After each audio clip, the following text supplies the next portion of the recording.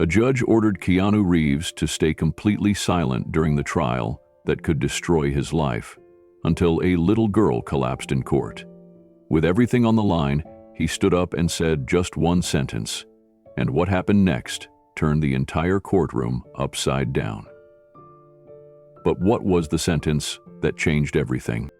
Before we continue this incredible story, let us know where you're watching from. If you enjoy stories like this, subscribe to the channel, because tomorrow we have another inspiring story you won't want to miss. The courtroom was already full when Keanu Reeves walked in, but the second he entered, the atmosphere shifted. A hush fell over the buzzing crowd. Even the whirring of camera shutters seemed to pause for a beat. All eyes turned toward him, not with admiration or respect, but with suspicion. Rumors had swirled for weeks, headlines screaming scandal, betrayal, and danger. And now here he was, walking past reporters, victims, and whispering jurors, with nothing to defend himself but silence. The gallery overflowed with journalists from every major network. Their flashes stung the air like lightning as they fought for a shot of the man whose invention had once promised to change the future and now stood accused of destroying lives. Mothers clutched their children closer. Whispered judgments floated like smoke above the rows of seats. And in the middle of it all, Keanu took his seat at the defendant's table. He wore a black suit, tailored but simple, the same one he had worn to funerals and fundraisers. His hair was pulled back neatly, eyes shadowed by exhaustion. There was no trace of the charming Hollywood icon today. Only a quiet man bearing the weight of a burden too heavy for words. Across the aisle, the prosecution team organized their notes with crisp, deliberate movements. Their lead, prosecutor Serena Miles, adjusted her crimson blazer and glanced toward the jury box with the kind of confidence that came from knowing the public was already on her side. She didn't need to prove Keanu's guilt. She only needed to confirm what people already believed.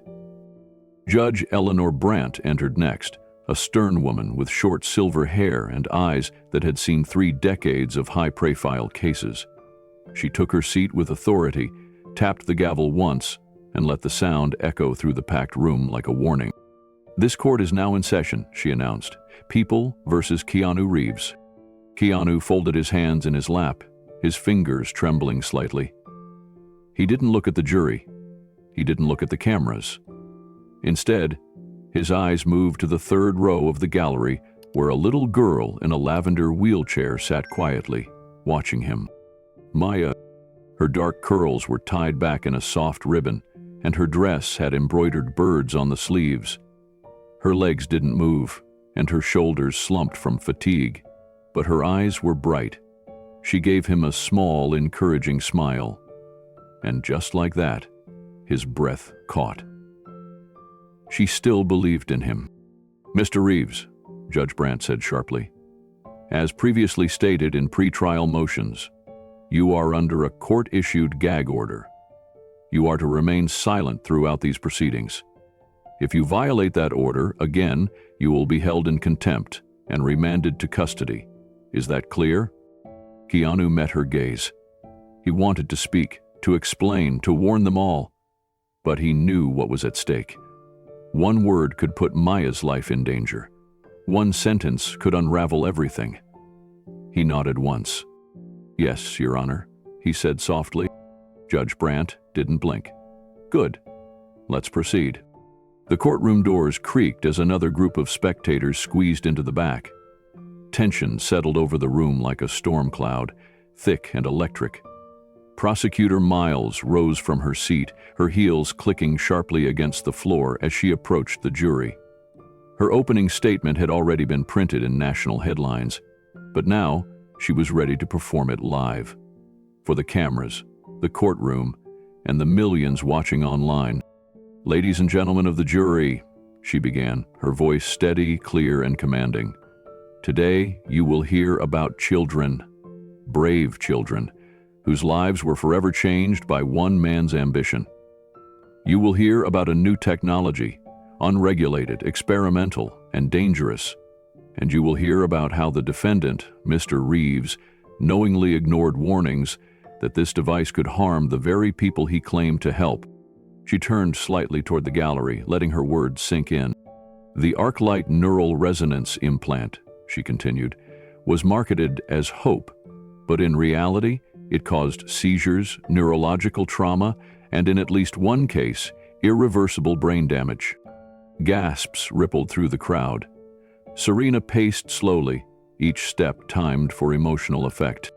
Mr. Reeves was warned by his lead technicians that the device's firmware needed further testing, but rather than follow safety protocol, he accelerated the trials. Children were implanted before the software was ready. Children like Maya Carter.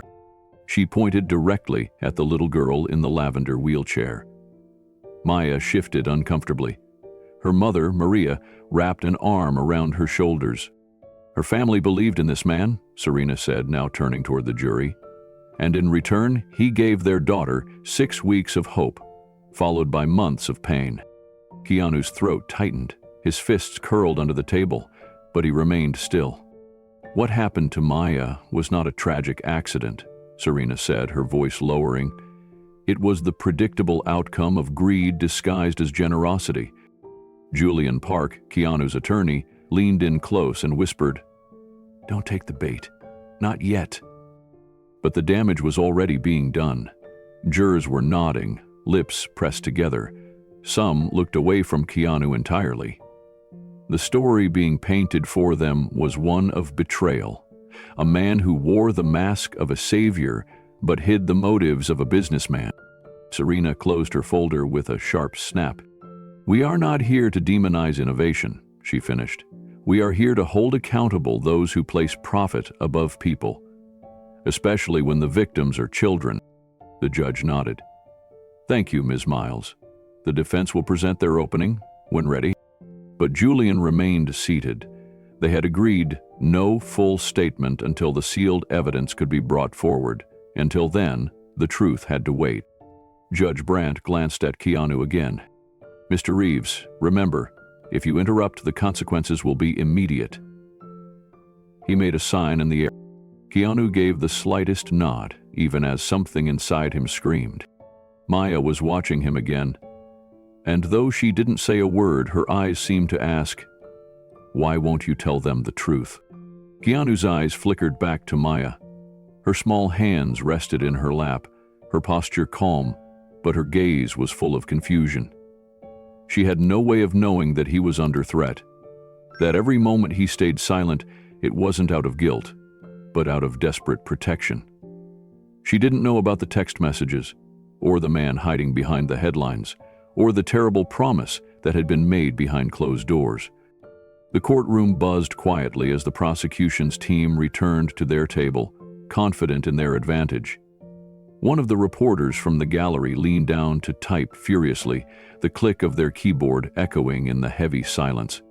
Keanu glanced at the jury. Most of them wouldn't meet his eyes. A few already looked convinced. To them, the story made sense.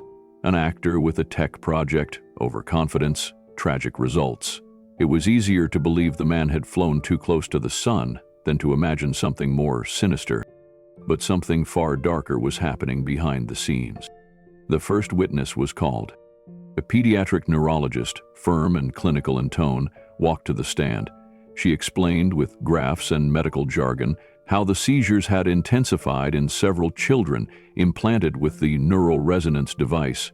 She cited Maya's file, spoke of progressive neuroelectric dysregulation, called the results devastating.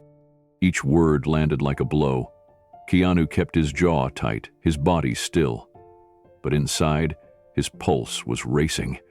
He remembered holding Maya's hand in the hospital room when she took her first unaided step. He remembered the way her mother cried. He remembered her saying, "I think I feel like a butterfly now." He also remembered the moment the first seizure hit and the look of terror in Maria's eyes. Julian leaned toward Keanu, voice low. "We may not be able to wait much longer. If she keeps framing this like corporate negligence." "She'll win," Keanu whispered, "unless we break the order." "If I speak," Keanu said, "he'll hurt her." Julian hesitated, then gave a slow nod. "Then we hold." Judge Brandt called a short recess. The court began to shift as people stretched, stood, whispered. Maya remained in her chair, her mother holding her hand gently.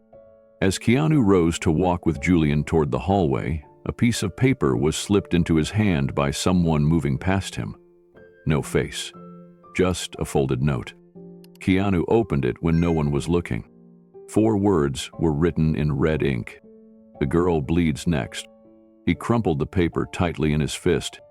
No more doubt. This wasn't just a trial about technology. This was a war, one where every word he didn't say might keep Maya alive, and every word he did might trigger something he couldn't undo.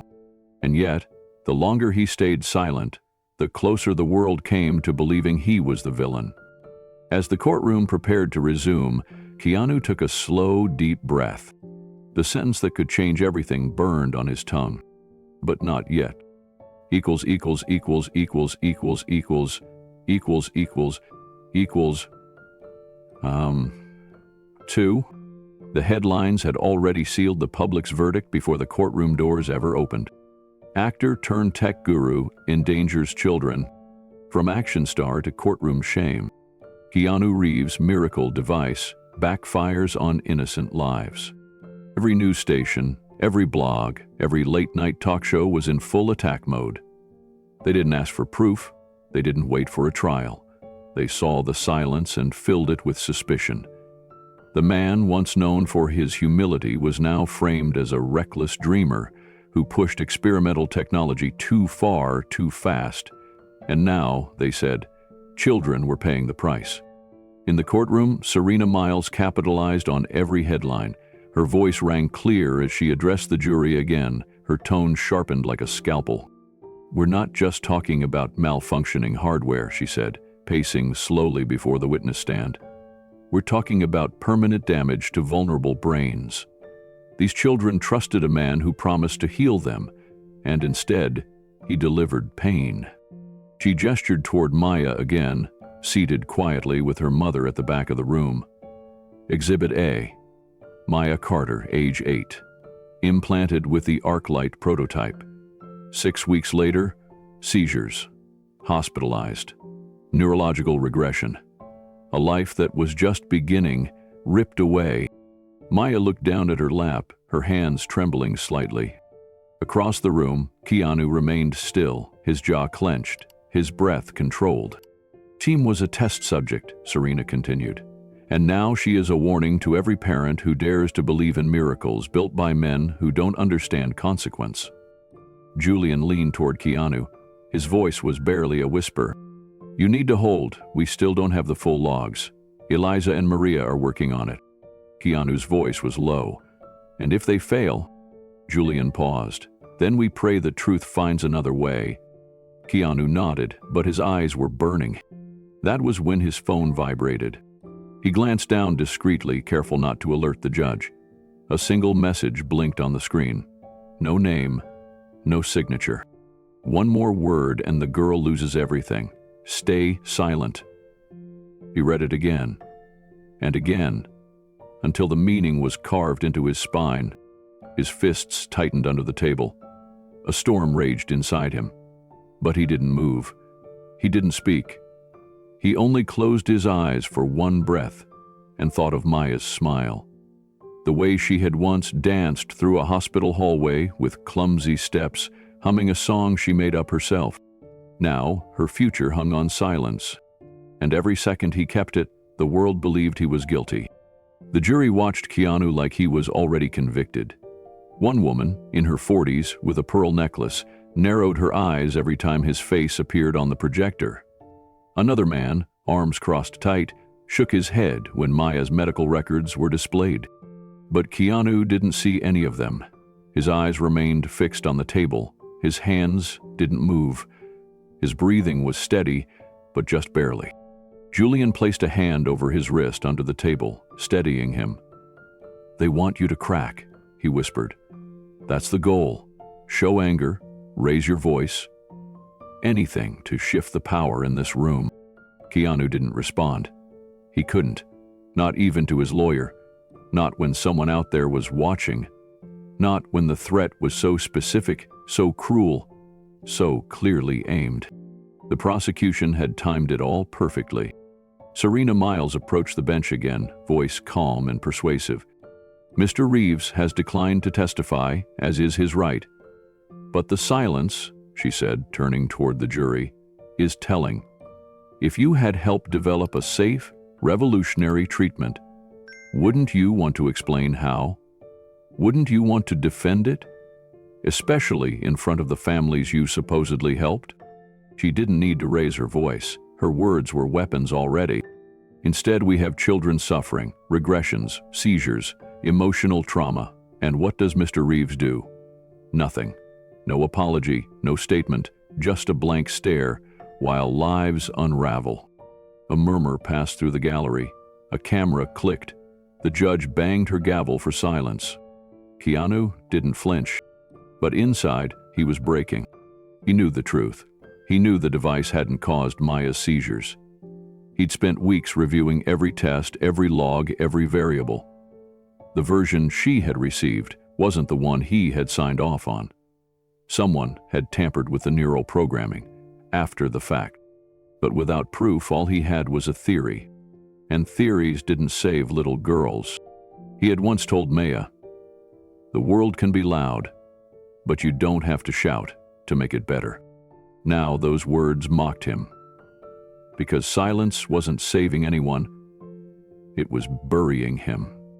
Another vibration buzzed in his pocket, another message. "Careful, hero. Cameras see everything. So do we." He didn't check it. He didn't need to. The message was always the same. Sit. Stay. Obey. Every instinct told him to rise, to tell the judge, the jury, the world what was really happening, to tear through the silence and speak the truth, even if it burned every bridge he had. But he couldn't, because Maya's safety came first. Because this wasn't just about science or medicine. It was about the little girl who believed he could change the world, and the monsters who were trying to use that belief to destroy them both. Keanu's eyes drifted to Maya again. She was leaning against her mother's shoulder now, looking smaller than she had ever seemed. Her ribbon had slipped to one side, and her fingers kept fidgeting with the frayed hem of her dress. She wasn't crying. She wasn't angry. She just looked confused, like she couldn't understand why someone she trusted was being treated like a villain. Julian whispered again, almost inaudibly, "They're going to bring up the Stanford boy next. They're playing the emotional dominoes. Just keep breathing." But Keanu already knew what came next. The second Maya's name hit the courtroom record, the strategy was clear. Start with the most sympathetic face, then line up others until the jury couldn't see him anymore. Only a shadow. And what a shadow they painted. Serena pulled up a slide on the projection screen. David Lynn, age 9, Bay Area. Implanted March 3rd. Episode March 16th. MRI results March 24th.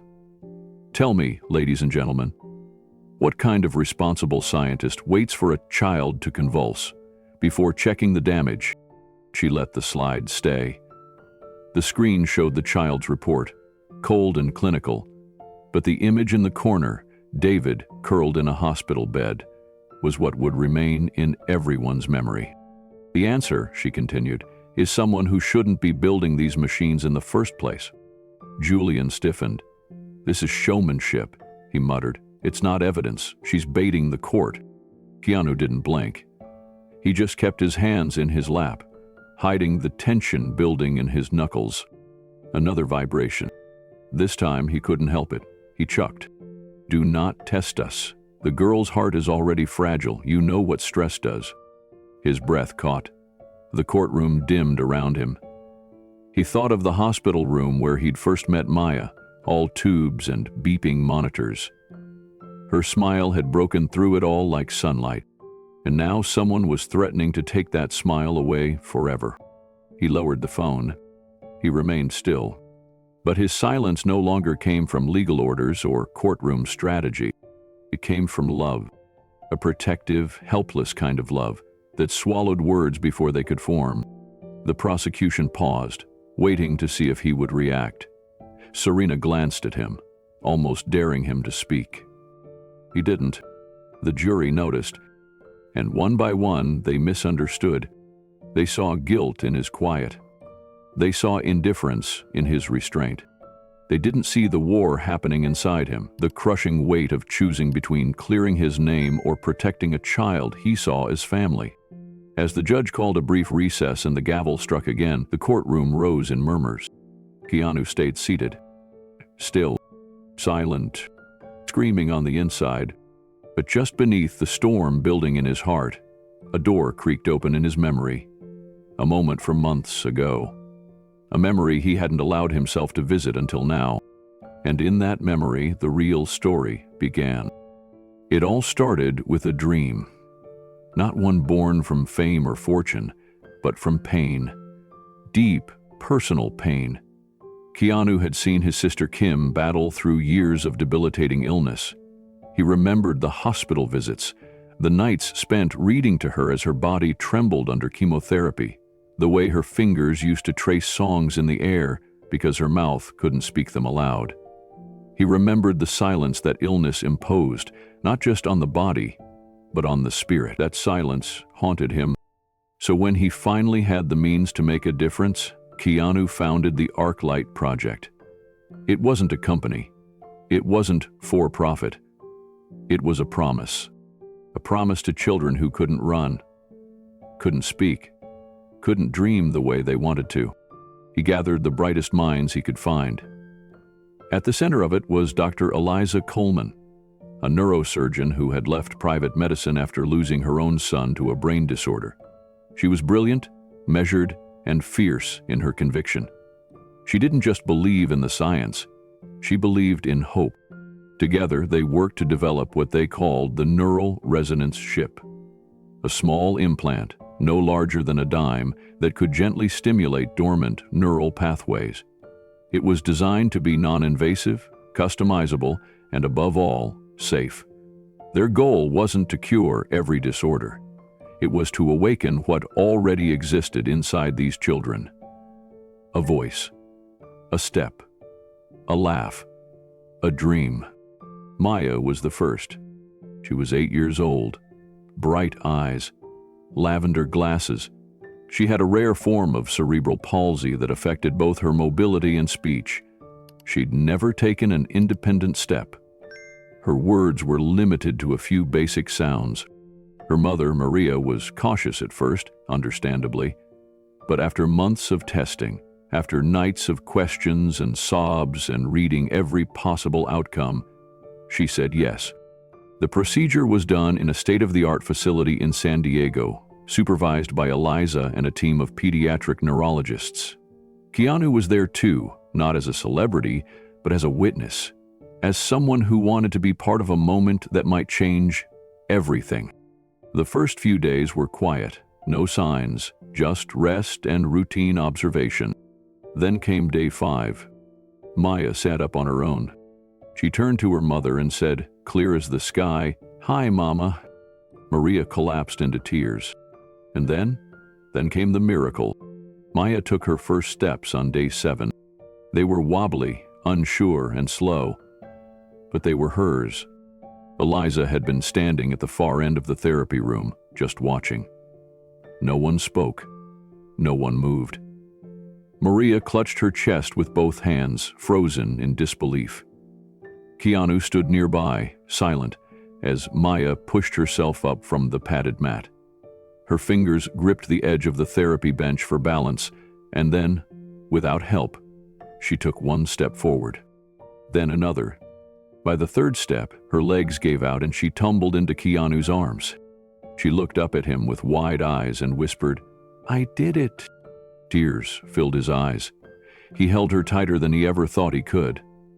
The weight of everything, Kim's battles, his years of silence in the face of suffering, the critics who said he should just stay in Hollywood, fell away. In that moment, none of it mattered. All that mattered was this child, who just proved the impossible was possible. Maria couldn't speak. She sat down on the floor, pulled Maya into her lap, and wept, like a dam had burst inside her. Keanu sat beside them, hand on Maria's shoulder, face in his palm. Eliza watched from the corner, one hand covering her mouth, her eyes wet but focused. She whispered to herself, "It's working." The therapy continued over the next few weeks, and Maya's progress was beyond anything the team had hoped for. Her vocabulary expanded rapidly. She began singing along softly to children's songs. Sometimes in the evenings, she'd perform for the nurses. Small concerts of lullabies and made-up lyrics that made everyone in the ward smile. One night, while sketching rainbows on a whiteboard, Maya turned to Keanu and said, "I want to be a singer now, like Taylor Swift." Keanu laughed, not out of amusement, but from that raw, overwhelmed joy that comes when life does something unexpectedly kind. He nodded and said, "Then that's what you'll be." He wasn't prepared for what Maya said next. "You made me feel like I can be anything." Maria's breath caught, and for the first time, Keanu let himself cry in front of them both. Not the quiet, held-in tears of a public figure, but open, real sobs. He cried because something sacred had just happened.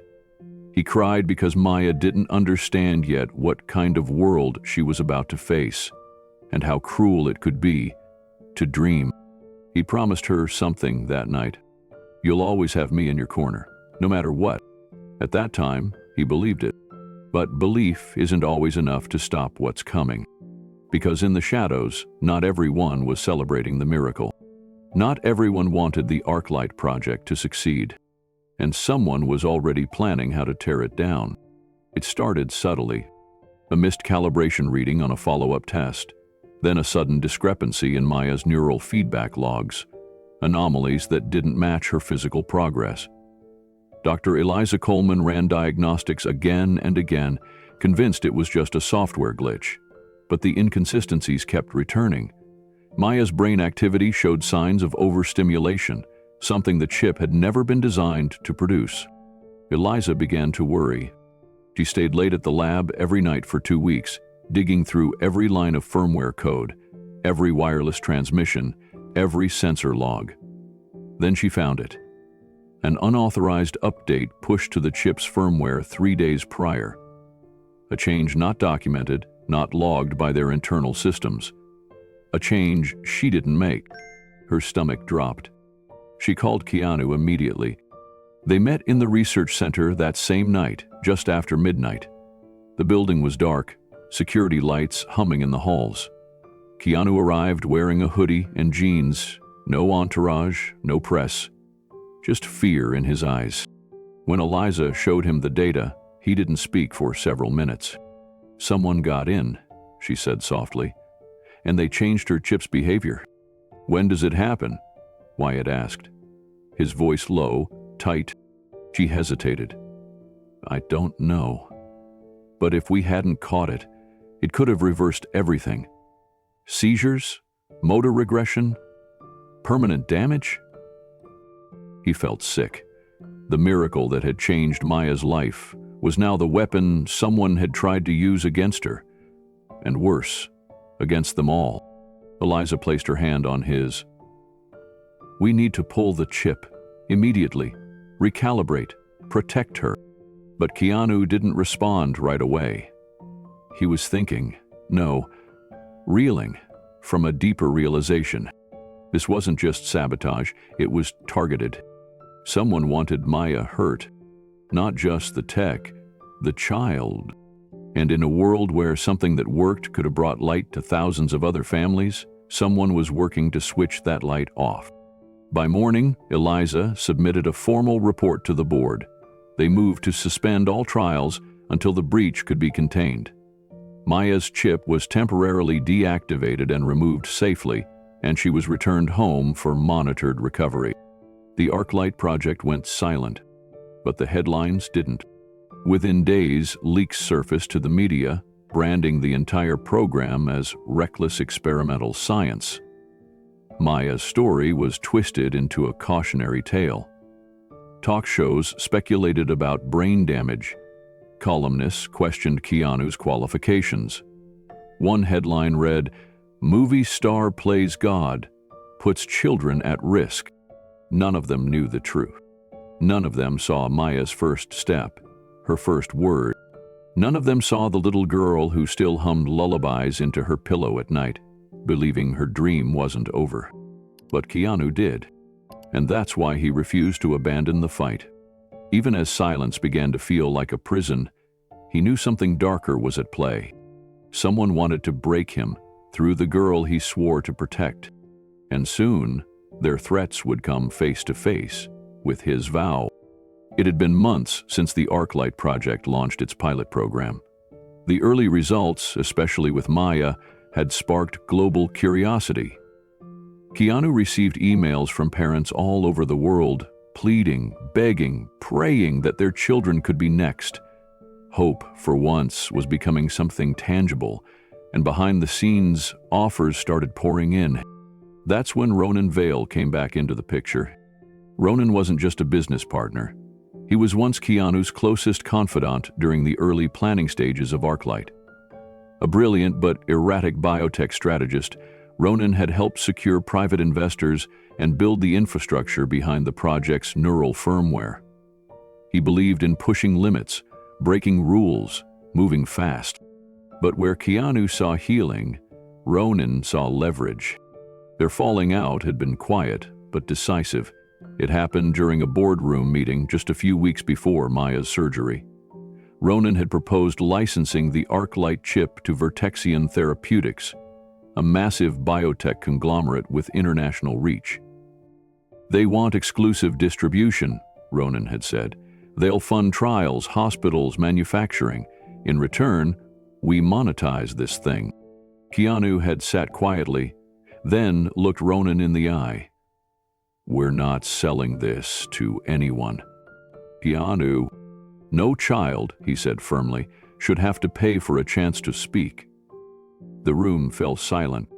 Ronan's face didn't move, but something behind his eyes hardened.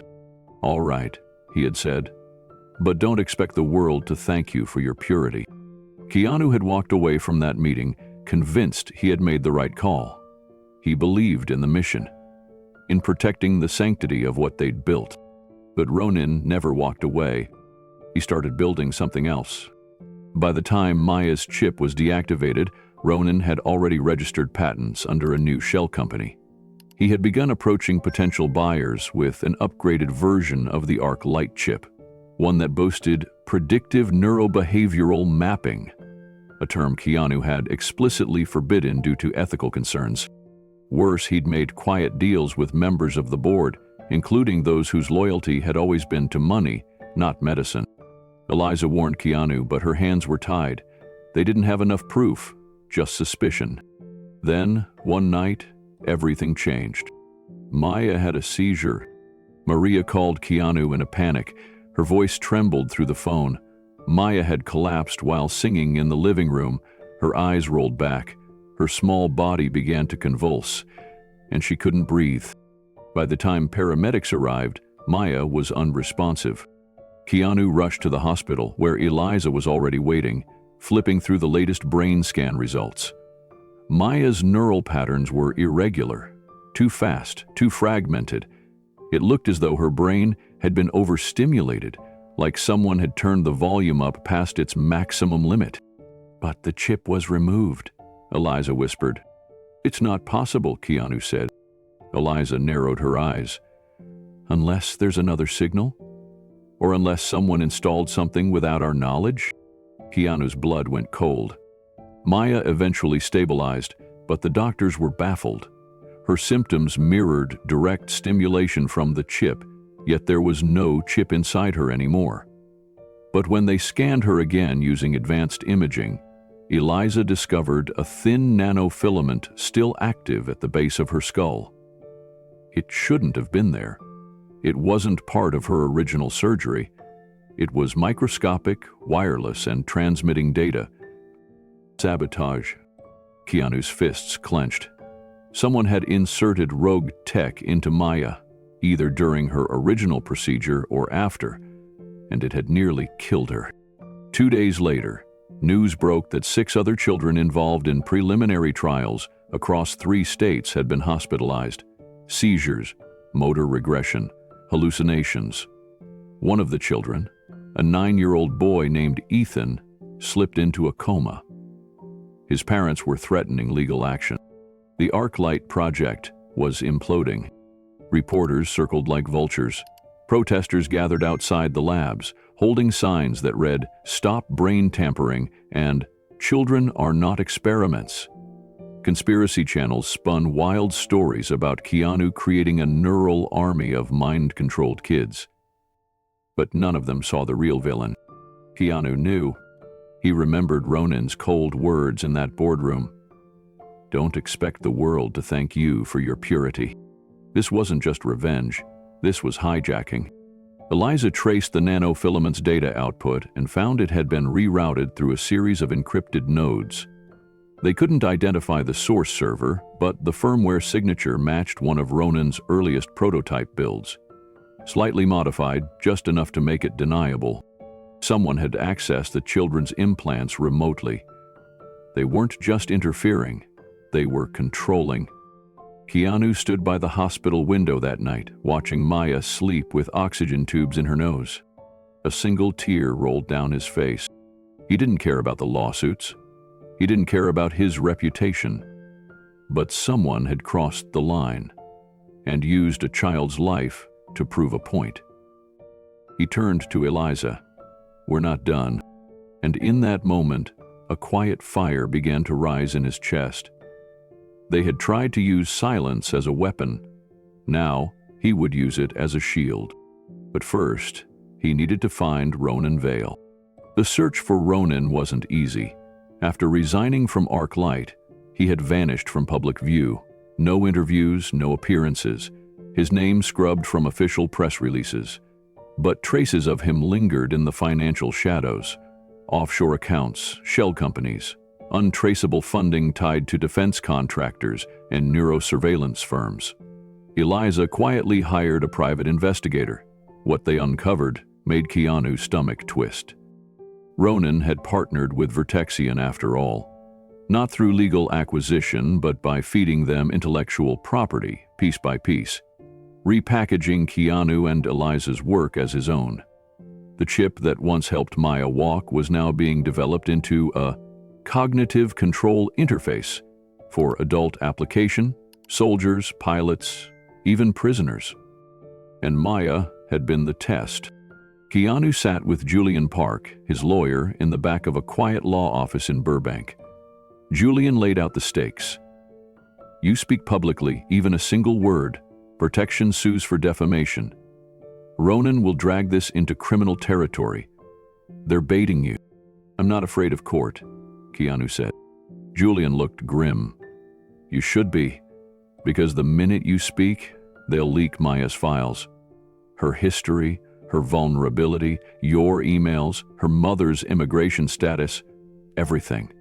They'll crush her to destroy you." Silence pressed against Keanu's chest like a weight. Then came the text. He didn't know the number. It came from an encrypted line. "A more word, and the girl loses everything. Stay silent. No name, no signature, just that." Keanu showed the phone to Julian. Julian went pale.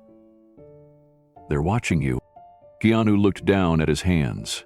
His silence wasn't just protecting his own reputation, it had become a lifeline for a child he loved. Outside the office, the media had already begun its spiral. Serena Miles, the ambitious prosecutor, called a press conference where she framed Keanu as a reckless actor turned technologist who thought he could play God with children's minds. She cited testimonies from distressed parents and pointed to a gross pattern of negligence and deception. The narrative spread fast. TV anchors debated whether Keanu had gone too far. Headlines called it the downfall of a Hollywood hero. Former colleagues distanced themselves, investment partners disappeared. Decision taken. And through it all, Keanu said nothing. Not one word. Every insult, he swallowed. Every lie, he absorbed. Maya, now recovering, sent him a crayon drawing from her hospital bed. It was of a knight standing in front of a dragon, arms stretched wide to shield a small girl.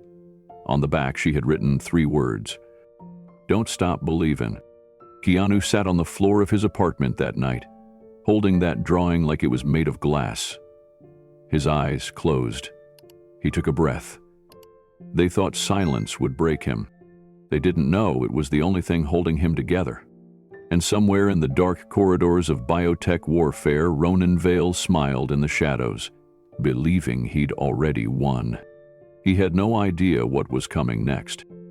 The moment the anonymous complaint landed on the judge's desk, the legal tides turned fast. The document, signed only with the initials RV, accused the ArcLight project of knowingly continuing experimental treatments after clear signs of harm. It cited internal safety memos, warning emails, and even altered MRI scans, all suggesting Keanu had ignored advice from both the medical board and ethical review panel. Julian Park knew immediately what it was. "These documents are fakes," he muttered, flipping through them in disbelief. "The signatures are forged. These scans are edited. This isn't even Maya's brain." Keanu sat motionless, his jaw clenched. He recognized the phrasing in one paragraph. It was lifted from an old personal email he'd sent Ronan during their final days as co-founders. Ronan had saved it, twisted it, weaponized it. That afternoon, news of the complaint leaked online. Within hours, talking heads and influencers were calling Keanu everything from a misguided vigilante to a danger to vulnerable families. Lawsuits against ArcLight multiplied. Parents who had once thanked Keanu were now panicking, unsure what to believe. Some of their children had shown no symptoms at all, but the fear was enough. The damage had begun. Then came the emergency motion. Filed under urgent protection of judicial integrity, it requested an immediate gag order on Keanu Reeves and the ArcLight project, citing the risk of celebrity manipulation of public perception during an ongoing investigation. Judge Eleanor Brandt, already under pressure from political groups and biotech lobbies, reviewed the request in silence. Her face was unreadable. She had a reputation for impartiality, but also for caution when public opinion threatened due process. The hearing lasted 10 minutes. She approved the gag order. Keanu was now legally barred from speaking publicly about the case, the device, or even Ronan Vale's involvement. No interviews, no statements, no defense. Just silence. Julian met him outside the courthouse. "I'll fight it," Julian said, clutching the papers. "We'll appeal the gag order. We'll bring in cyber forensics, expose the sabotage, everything. But if you speak now, just once, you'll be in contempt. They'll throw you in jail, and Maya becomes the headline." Keanu nodded. "Then I won't speak. You understand what that means? Every news outlet will tear you apart. The kids' parents will turn. Your silence will be seen as guilt." "I know." Julian searched his face. "Why are you so calm?" Keanu looked up at the courthouse steps, where a few photographers lingered, trying to catch him in shame or anger. "Because I'm not doing this for me." Inside the building, Judge Brandt added one more restriction. If Keanu breached the gag order, the entire ArcLight database, including the names and conditions of the children, could be seized as evidence and made public. That included Maya. That included every vulnerable child who'd trusted him. Keanu signed the compliance document without hesitation. It was the only way to keep them safe. But every tick of the clock brought Ronan closer to victory. And something far worse than reputational ruin was on the horizon. The next morning, Keanu woke to chaos. The front page of every major outlet screamed the same headline: Reeves' neural project linked to child harm. Gag order issued in federal court. The article on the second page was even worse. It featured blurred photos of Maya and the other children, with captions implying they were all victims of untested technology gone wrong. Keanu turned the paper over. He couldn't look at their faces like that. Faces he had seen light up when they first spoke, clearly stood on their own, laughed with their families. Now, because of Ronan's smear campaign, they were being painted as collateral damage from a reckless actor's delusion. He tossed the paper aside and looked at his phone. Hundreds of missed calls, dozens of messages, some from parents, confused and angry, others from reporters, hungry for quotes, and one that stopped his breath. It was a photo. A close-up of Maya leaving school in her lavender wheelchair, looking pale and tired. Below it, a text. No more word, and she loses everything. Trevor turns his head.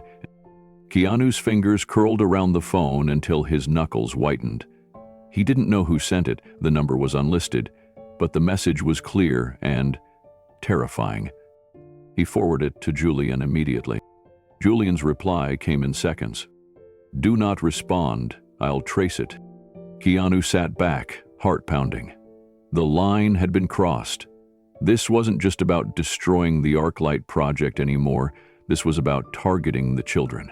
Silencing the one man who knew the truth by threatening the ones he cared about most. At the office, the team had already begun to fall apart. Staff were resigning under pressure. Sponsors pulled funding. Families canceled upcoming chip calibrations. Dr. Eliza Coleman, Keanu's lead partner and one of the best pediatric neurosurgeons in the world, was called into a separate inquiry by the Medical Ethics Council. And Ronan? Ronan was nowhere to be seen. No public statement, no denial, just silence. But behind the scenes, his handprints were everywhere. He had moved fast. Too fast for any of this to be coincidence. The fake records, the medical leaks, the planted stories, even the forged safety memo bore his linguistic fingerprints. Ronan had always been articulate, persuasive. Now, he was using that precision to dismantle everything they'd built. Julian met Keanu in private later that evening. "I need to ask you something serious," Julian said. "Is there anything at all that could explain the seizures, even remotely?" "No," Keanu said quietly. "The tech worked. We tested every build. Every update was encrypted. Maya's improvement wasn't a fluke. It was a breakthrough. But something changed. After Ronan left, then we need to prove tampering." Julian slid a folder across the table. Inside were printed screenshots from the ArcLight servers, showing irregular firmware access logs from an unverified IP. The timestamps matched the nights before each child's symptoms appeared. Keanu studied them, fists clenched again. "Whoever's doing this," he said, "isn't just trying to ruin me." Julian nodded grimly. "They're trying to control the future." The courtroom was nearly silent when Judge Eleanor Brandt returned from recess. Her eyes scanned the room. The press cameras had been banned. Only hand-scribbled notes, stiff glances, and whispers remained. She cleared her throat, her voice firm but measured. "This court finds that any further statements by Mr. Reeves may constitute a disruption to the integrity of this case and the public's perception of its fairness. Therefore, the gag order remains in full effect. Mr. Reeves, you are prohibited from making public or private statements regarding the allegations or the ArcLight technology, effective immediately." The blow landed like a hammer. Keanu didn't flinch. He nodded respectfully, even as his jaw tightened. The room spun just slightly, not because he was afraid of silence, but because of what silence now meant. He could not protect the children by telling the truth. He could not defend himself. And worst of all, he could not warn Maya's mother, Maria, about what he suspected. Because the second he spoke, the girl who once sang to him through tears might be taken from the life she was just starting to live. Ronan had played this perfectly. Make Keanu look like a reckless dreamer. Leak just enough to poison the well. Let the media do the rest.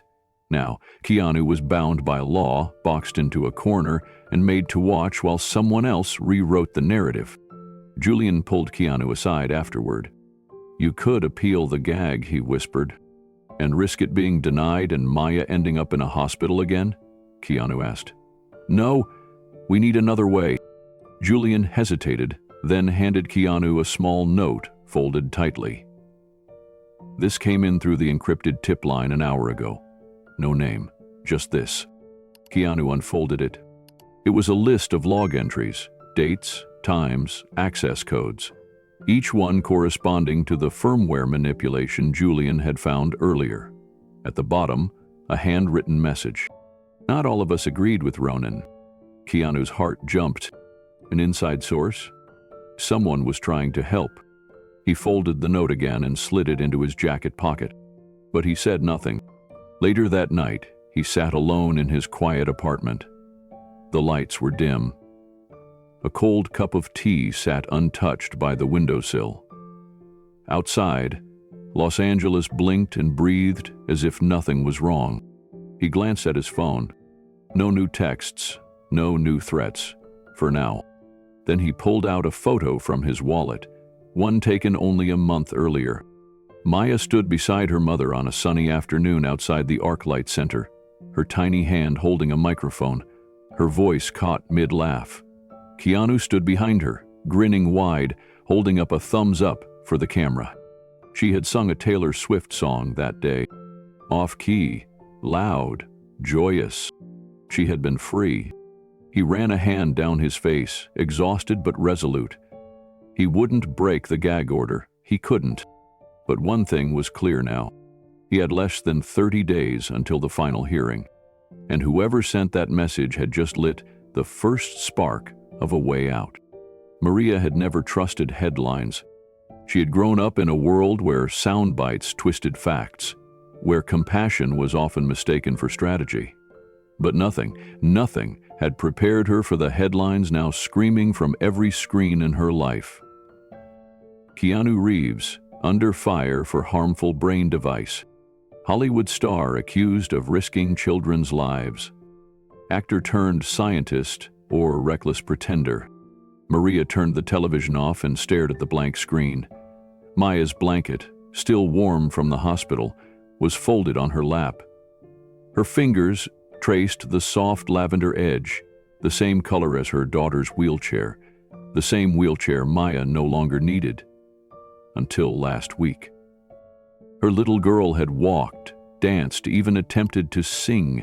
There were videos, proof, laughter, and Keanu had been there for all of it. From the first appointment, he hadn't just offered hope, he had lived it beside them. He wasn't reckless, he wasn't cold, he wasn't the villain the world wanted him to be. But now Maya was back in a hospital bed, and Keanu's silence felt like abandonment. Maria had held on to that doubt for days, until the nurse said something that changed everything. She had been alone beside Maya's bed, eyes half shut from exhaustion, when a gentle voice interrupted her thoughts. "Elle used to sit right there. Every night," the nurse said, gesturing to the corner chair in the room. "Didn't matter if we told him visiting hours were over. He'd wait until she fell asleep." Maria's breath caught. "Keanu?" she asked. The nurse nodded. "Every night until the court order came down. That gag order didn't just stop him from speaking, it stopped him from showing up. But I've seen men run from guilt. He didn't run. He grieved." Maria blinked back tears. The nurse squeezed her hand gently. "Whatever you believe, don't believe everything you hear. Some people are silenced for reasons that have nothing to do with guilt." After the nurse left, Maria sat in the quiet room with her daughter's hand in hers, the monitors gently beeping. Maya's body twitched occasionally, the tremors growing more frequent. It wasn't the implant. They had scanned it, checked the voltage, checked the integration, but none of the doctors could explain what was causing the flare-ups. Maria pressed her forehead to Maya's. "I know he wouldn't hurt you, not him." In that moment, something shifted. She didn't know what had gone wrong, but she knew she needed to find out. The next morning, Maria pulled out the old leather notebook she used to keep when Maya was first diagnosed. It had medication schedules, symptom logs, doctors' names, strange patterns she tracked because no one else had the time. She would go back to doing what she always did, protecting her daughter, and this time, protecting the man who once gave her hope, even if he couldn't protect himself anymore. Maria started where any mother would, at the bedside. Maya's charts sat in a metal holder outside her room, but Maria had seen them so many times she didn't need to read them anymore. Her daughter's blood pressure spikes, the unexplained fevers, the neurological fog, all of it started the night after the press conference was canceled, the night the seizures began. She remembered the way Maya had looked at her, confused, unable to hold her cup, her balance tipping with no warning. Then came the slurred words. Then nothing. It wasn't a natural regression. Maria's instincts told her that much. So she began to observe. She watched the nurses, spoke kindly but carefully to the technicians, asked casual questions about security updates, implant calibrations, system checks. Most of them shrugged. The implant techs weren't allowed to discuss those details with parents. Protocol. One tech, a quiet, red-haired guy named Lewis, paused when she mentioned firmware. He tilted his head. "That's not something that should change after implantation," he said slowly. "Unless you've brought her back to the lab?" Maria shook her head. "She hasn't been anywhere but here." Louise frowned but didn't say more. Still, she noticed the way he walked away. Brow furrowed, shoulders tense. She scribbled it in her notebook. Firmware may have changed. That night, Maria waited until the hallway lights dimmed. She slipped out of Maya's room and into the staff lounge. On the table, a half-dozen tablets were plugged in and charging, each one assigned to a tech. Each one likely connected to the neural chip interface system. At least, that's what she guessed from watching the staff movements over the past few days. She didn't know how to hack a medical device, but she knew how to take a photo. She opened one of the tablets, just enough to snap a blurry screen showing a list of patient IDs and firmware logs. She recognized Maya's number from the bracelet around her wrist. There had been a change, two, actually. Both times were late at night, well after the initial procedure. She emailed the photos to herself, then deleted the sent message and slipped the tablet back onto the charger. As she returned to Maya's room, her phone vibrated. A text from an unknown number. It read, "You're asking too many questions." Maria froze. Another text came seconds later. "Be a good mother. Stay by your daughter's side. And stop digging." Her hands trembled. She checked the hospital windows, looked into the hall. No one.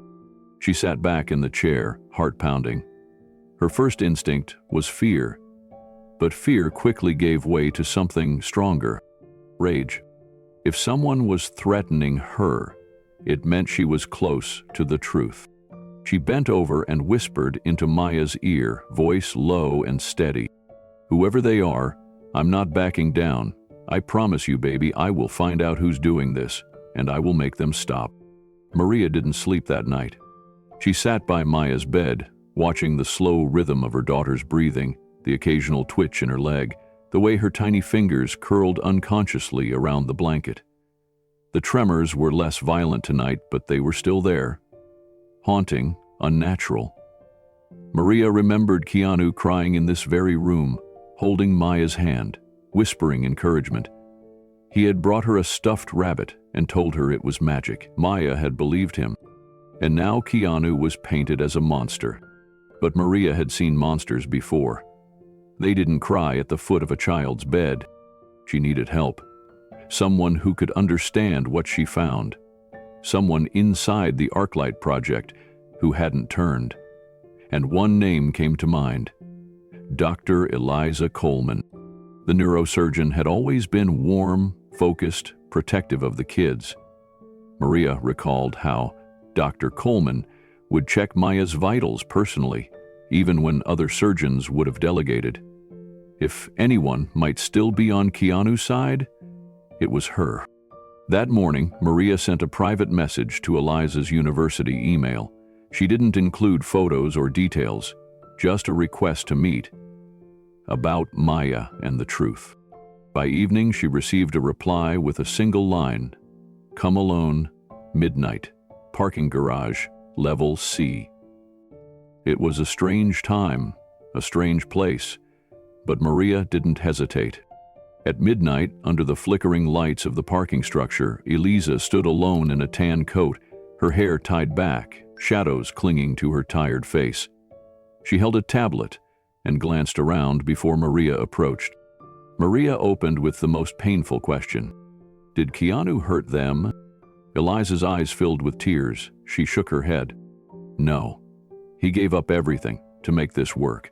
He wouldn't risk those children, not ever. Maria exhaled. Part of her already knew. I think someone's altering the chip remotely, she said.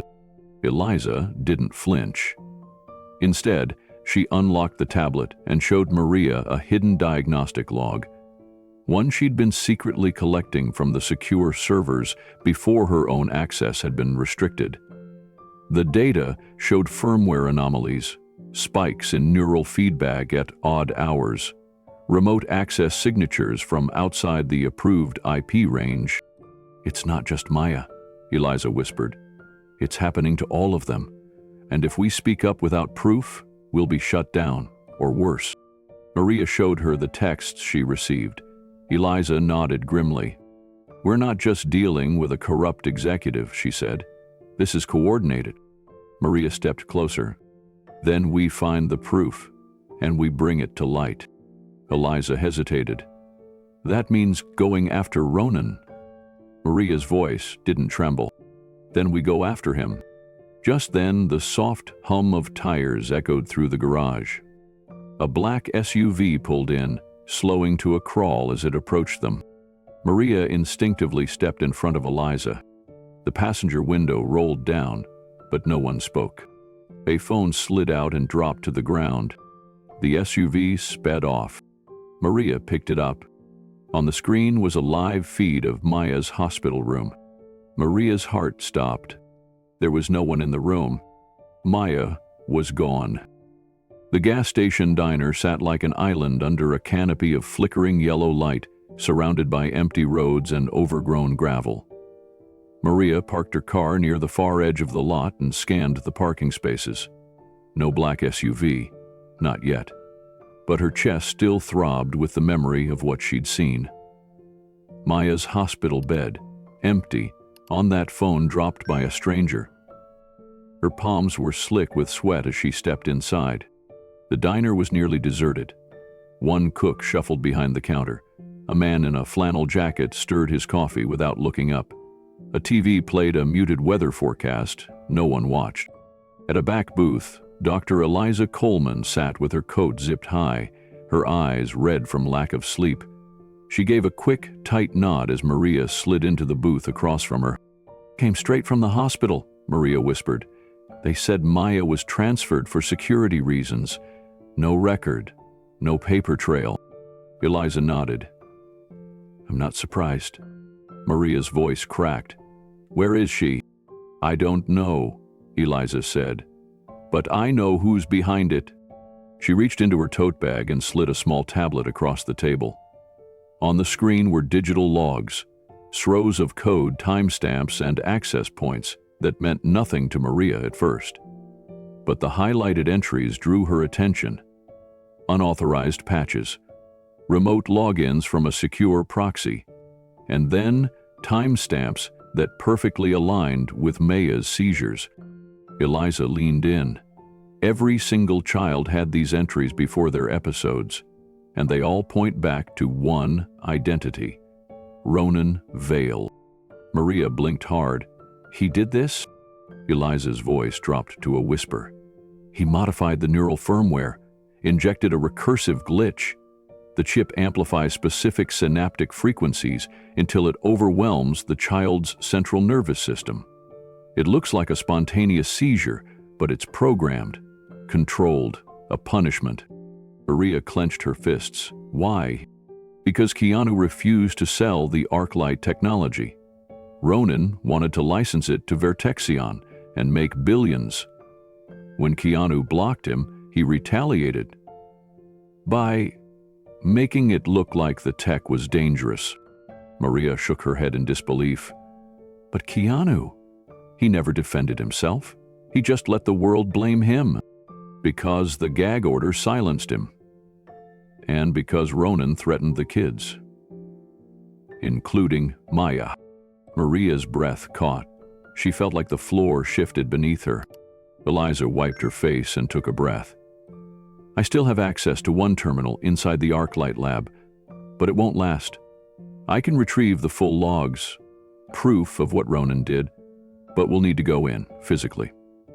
We need the local server backups. That's where he can't fake the timestamps. Maria's heart pounded. You want to break into the lab? I want to stop a man who's hurting children, Eliza said. Call it what you want. A silence fell between them. Maria finally whispered, Then we go tonight. Eliza nodded once. Meet me at the east entrance. 1A. M. Maria stood to leave. She reached the parking lot. Then, behind her, headlights blinked on. The black SUV was back. Maria froze at the edge of the parking lot, the cold night air suddenly tighter in her lungs. The black SUV didn't move. Its engine idled low, a quiet, menacing hum that vibrated through the pavement. Her eyes darted back toward the diner, but Eliza hadn't followed her out. She was still inside. Maria didn't have time to wait. She moved quickly but calmly to her car. Fumbling with her keys, she slid into the driver's seat, started the ignition, and eased out onto the road, not daring to look back. But in the rearview mirror, the SUV pulled out moments later. It followed. At first, she tried to convince herself it was a coincidence, a random late-night driver heading in the same direction. But when she made a sudden left onto a rural bypass she hadn't driven in years, one that wound through the woods and away from streetlights, the SUV followed without hesitation. Her fingers tightened on the wheel.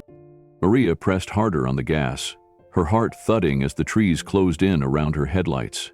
She couldn't lead whoever was behind her to the hospital or her apartment.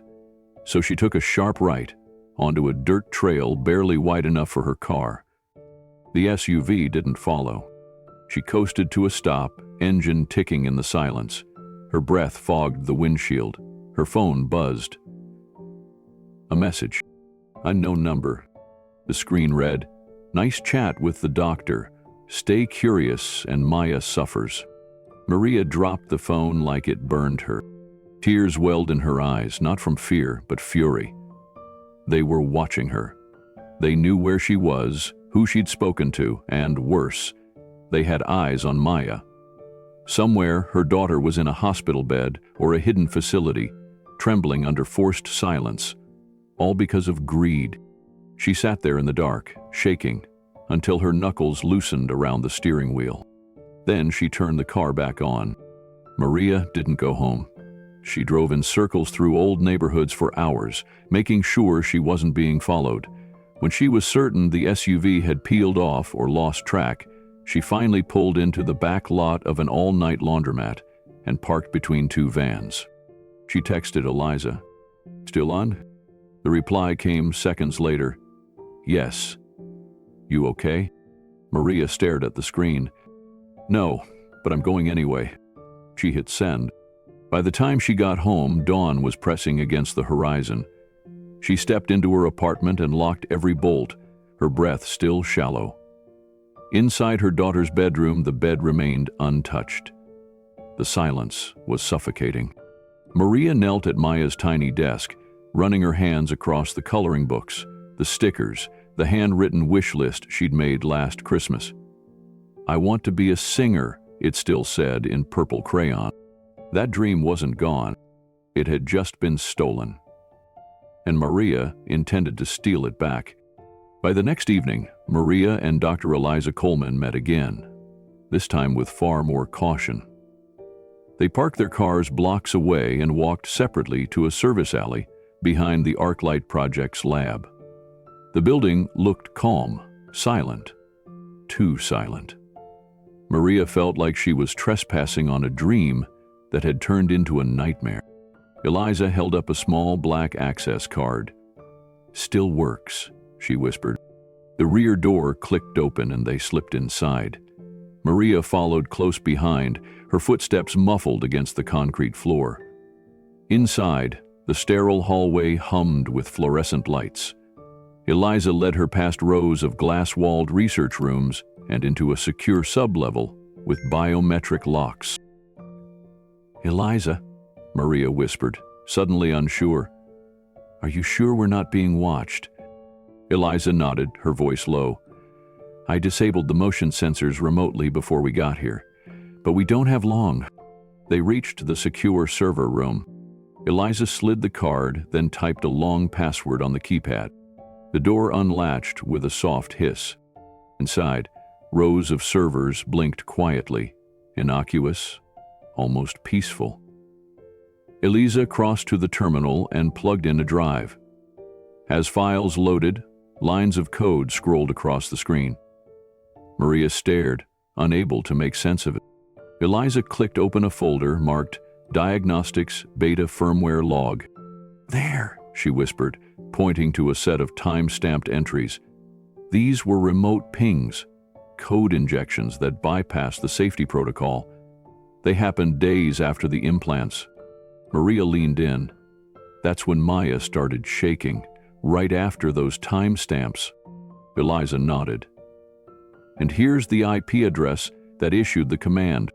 Maria stared at the highlighted line. "Ronan Vale." She felt her stomach flip. "I told him we weren't ready for remote override. He said he'd wait."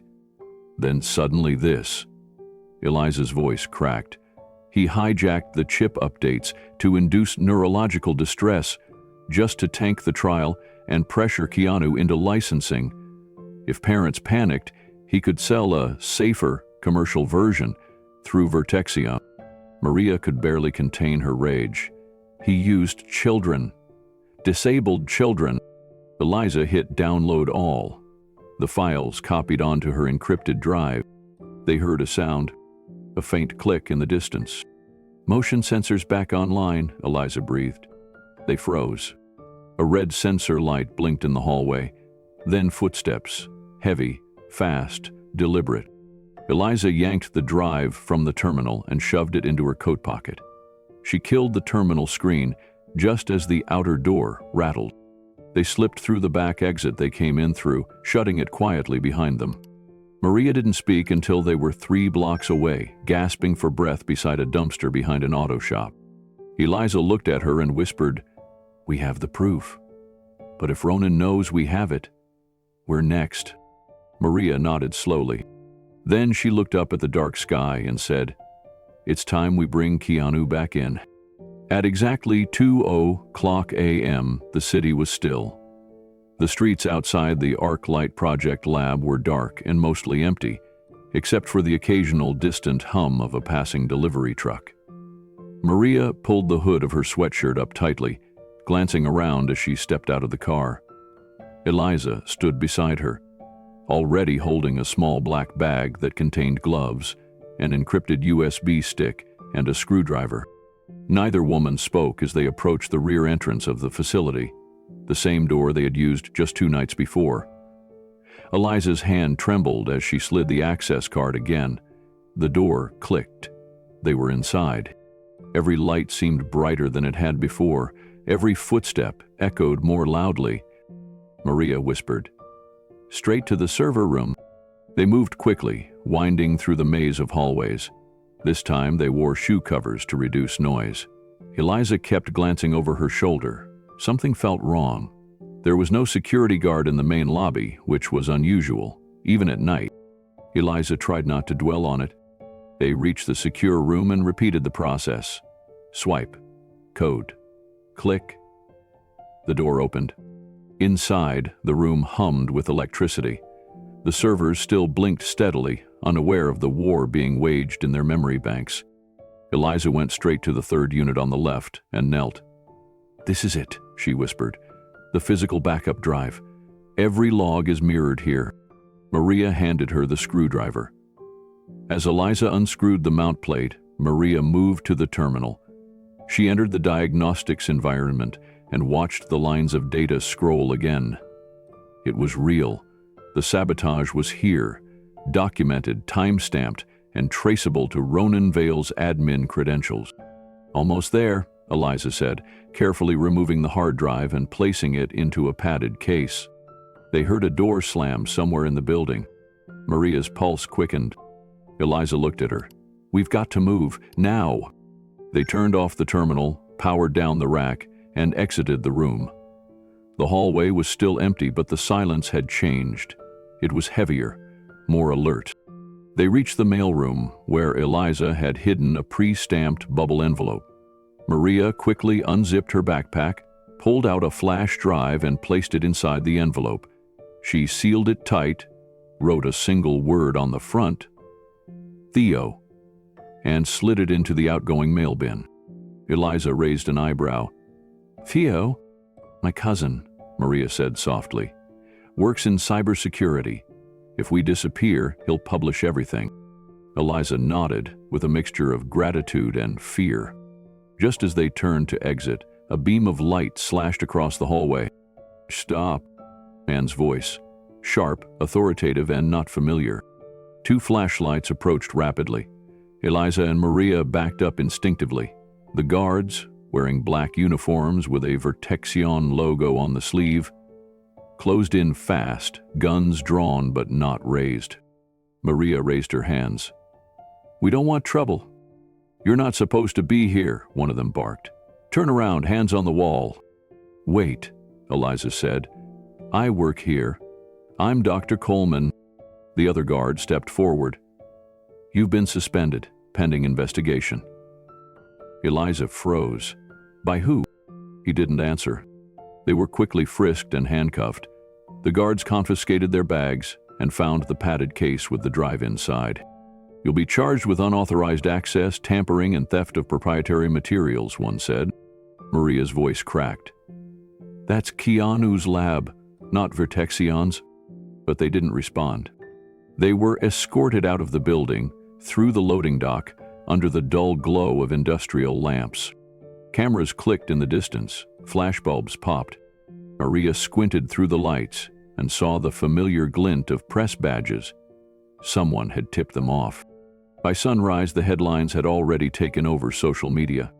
2 women arrested in biotech, break-in, evidence tampering alleged in neural implant scandal. Mother of first patient, former lead neurosurgeon caught stealing private research. Ronan Vale declares victory in protecting intellectual property.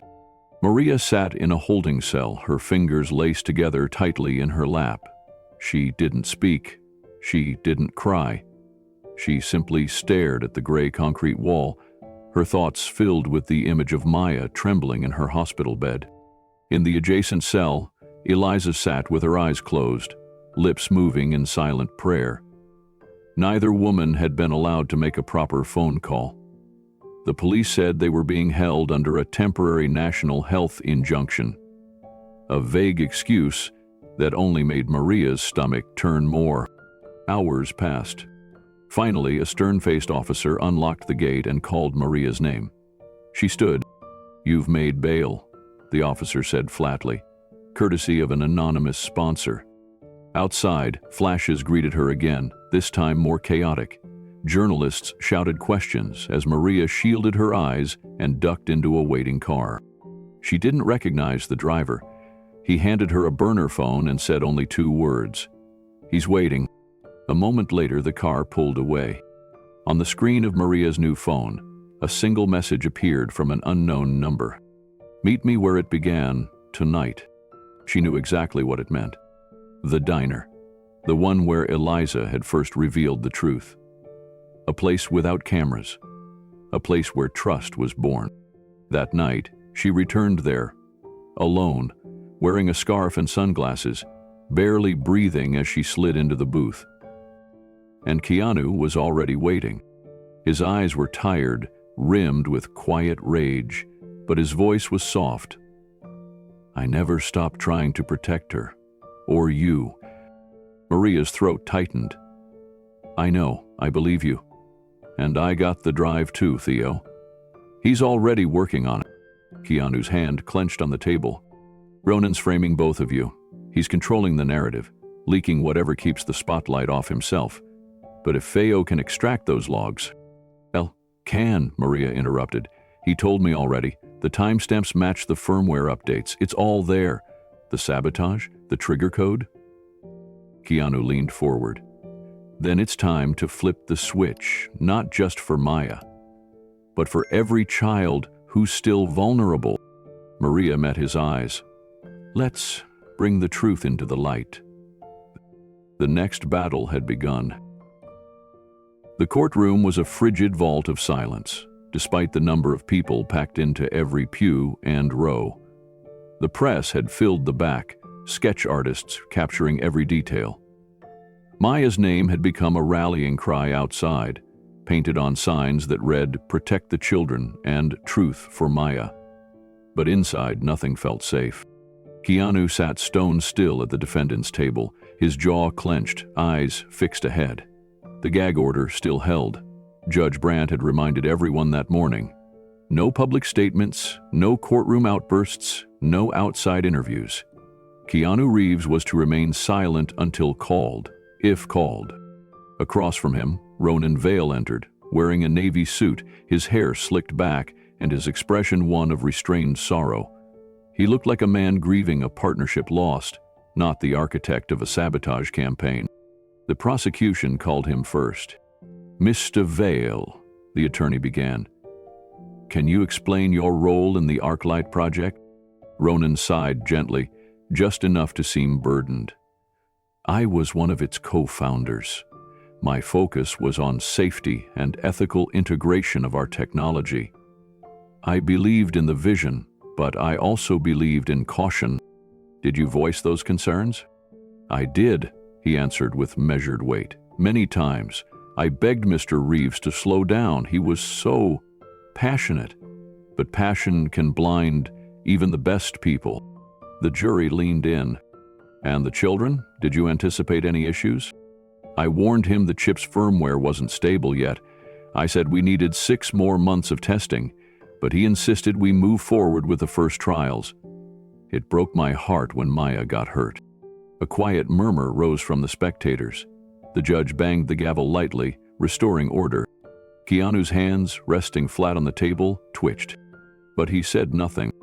Maria watched from the side, handcuffed to a chair in the corner, guarded by 2 deputies.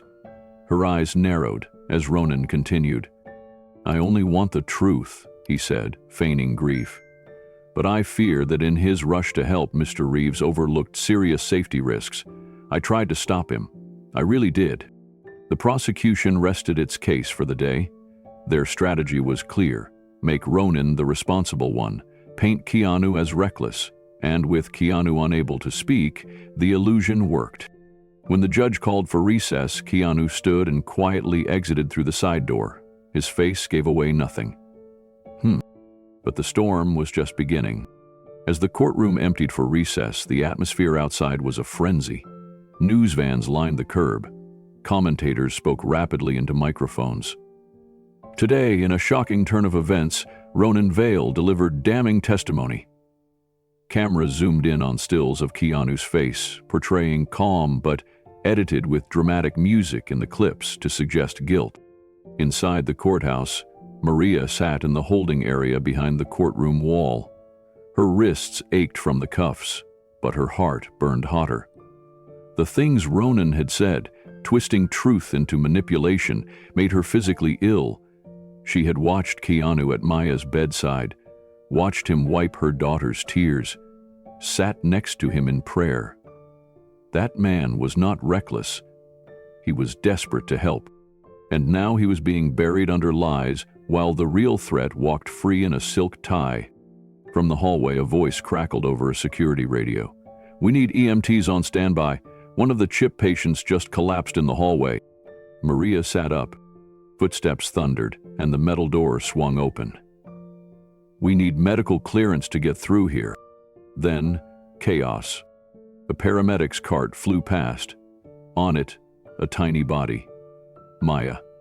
Pale, eyes fluttering, foam lightly forming around her lips. Maria screamed and lunged for the bars. "Maya! That's my daughter!" One of the deputies stepped forward to block her, but the judge himself had exited the courtroom, drawn by the commotion. "What happened?" Brandt asked, his robe sweeping behind him. The EMT didn't stop moving. "Seizure. Chip overdrive. We've seen it before. We're stabilizing now." Maria sobbed as she watched them vanish down the hallway. Her baby. The same girl who had walked for the first time only weeks ago, who sang the words, "I want to be a singer," with stars in her eyes.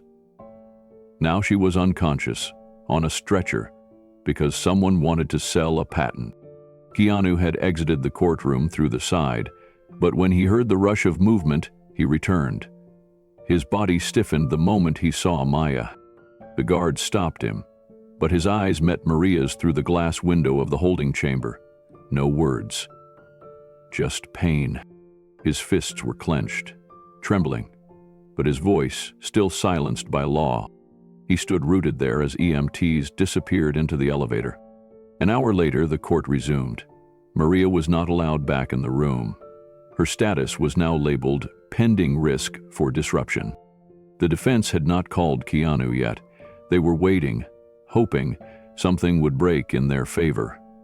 Instead, they brought up Dr. Lyle Hartman, an expert witness in pediatric neurology. "Doctor," the attorney asked, "based on the reports submitted by Mr. Vale, would you say the chip's testing phase was incomplete?" "Absolutely," Hartman said, "and based on these trial logs, it's clear there were early warnings of irregular data spikes." He didn't finish. A bailiff entered the room and handed the judge a slip of paper. Judge Brandt's brows furrowed. "We'll take a 15-minute recess." Maya had been admitted to the ICU, still breathing, but barely. The news trickled in. Ronan stepped into the hallway, pulled out his phone, and dialed. "Keep the narrative tight," he said. "Push the seizure angle. Frame it as another proof of negligence. I want the networks running this in the next 30 minutes." He ended the call and turned toward the elevator. He didn't see the custodian behind him holding the mop cart, who silently slipped a listening device into the vent overhead. In the gallery, word was spreading. People were whispering, murmuring. Was the miracle chip a danger? Was Keanu's dream actually a curse? And above it all, Keanu sat still, hands folded, back straight. Judge Brandt returned to the bench. "Due to the medical emergency involving the child patient Maya, we will reconvene tomorrow morning." Keanu stood slowly, offering a small nod, then walked out without a word. Outside, the crowd had grown louder. Some shouted, "Justice for Maya." Others said, "Let Keanu speak." But the court had silenced him. That night, Maria lay in the cold cot of her holding cell, staring up at the concrete ceiling. Keanu sat in his apartment, staring at the dark window, his reflection a blur. And Maya lay in a hospital bed, monitors beeping softly. A life once touched by a miracle, now fighting to survive. The courtroom was unusually still that morning. Tension wrapped around every seat like wire. No reporters whispered, no pens scratched paper. People only waited. Judge Brandt took his place, adjusting his glasses as he glanced over the docket. Ronan Vale, sharp in a navy suit, sat tall and rehearsed. Across from him, Keanu sat quietly, eyes fixed on the floor, unmoving. Maria had not been brought in yet, still being held. Maya remained in the hospital, unconscious for nearly a full day now, but someone had placed a tablet beside her bed. On it, a live feed of the courtroom played silently, her little hand twitching beside the screen. Brandt cleared his throat. "Today, the defense will be permitted to respond directly to the accusations made during yesterday's testimony." Keanu did not look up. His lawyer whispered, "We can delay another day. We might get clearance for Maria to join." But Keanu didn't blink. Instead, he stood. Every eye turned. Even Ronan looked surprised. The room tightened, like air had been sucked from it.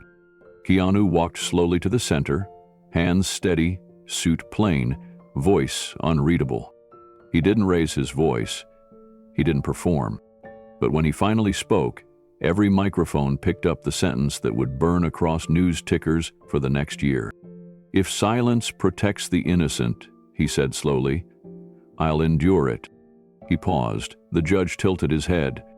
"But if silence lets a liar hurt a child," Keanu continued, "I will not obey." The room exploded with gasps. The stenographer froze. Brandt leaned forward. "Mr. Reeves, are you defying this court's gag order?" "I'm defending the truth," Keanu said plainly. "And the law does not protect lies." Reporters dropped pens. A camera clicked behind a sketch artist's pad. Ronan shifted in his seat, expression cracking for the first time. "Mr. Reeves," Brandt began. But Keanu turned to the crowd, not with a theatrical flourish, but like a man stating fact. "Check Ronan Vale's stock purchases in Vitection. 2 days before the first seizure occurred, he bought controlling interest. That wasn't investment. That was preparation." He turned back to the bench. "Check the server logs. Timestamp 2:47 a.m. 6 nights ago. You'll find an update pushed manually. Not from my account, from his." More gasps. Even some of the jurors exchanged glances. Keanu finished quietly. "That code wasn't broken. It was corrupted. Deliberately." Judge Brandt stood abruptly. "Recess. Now.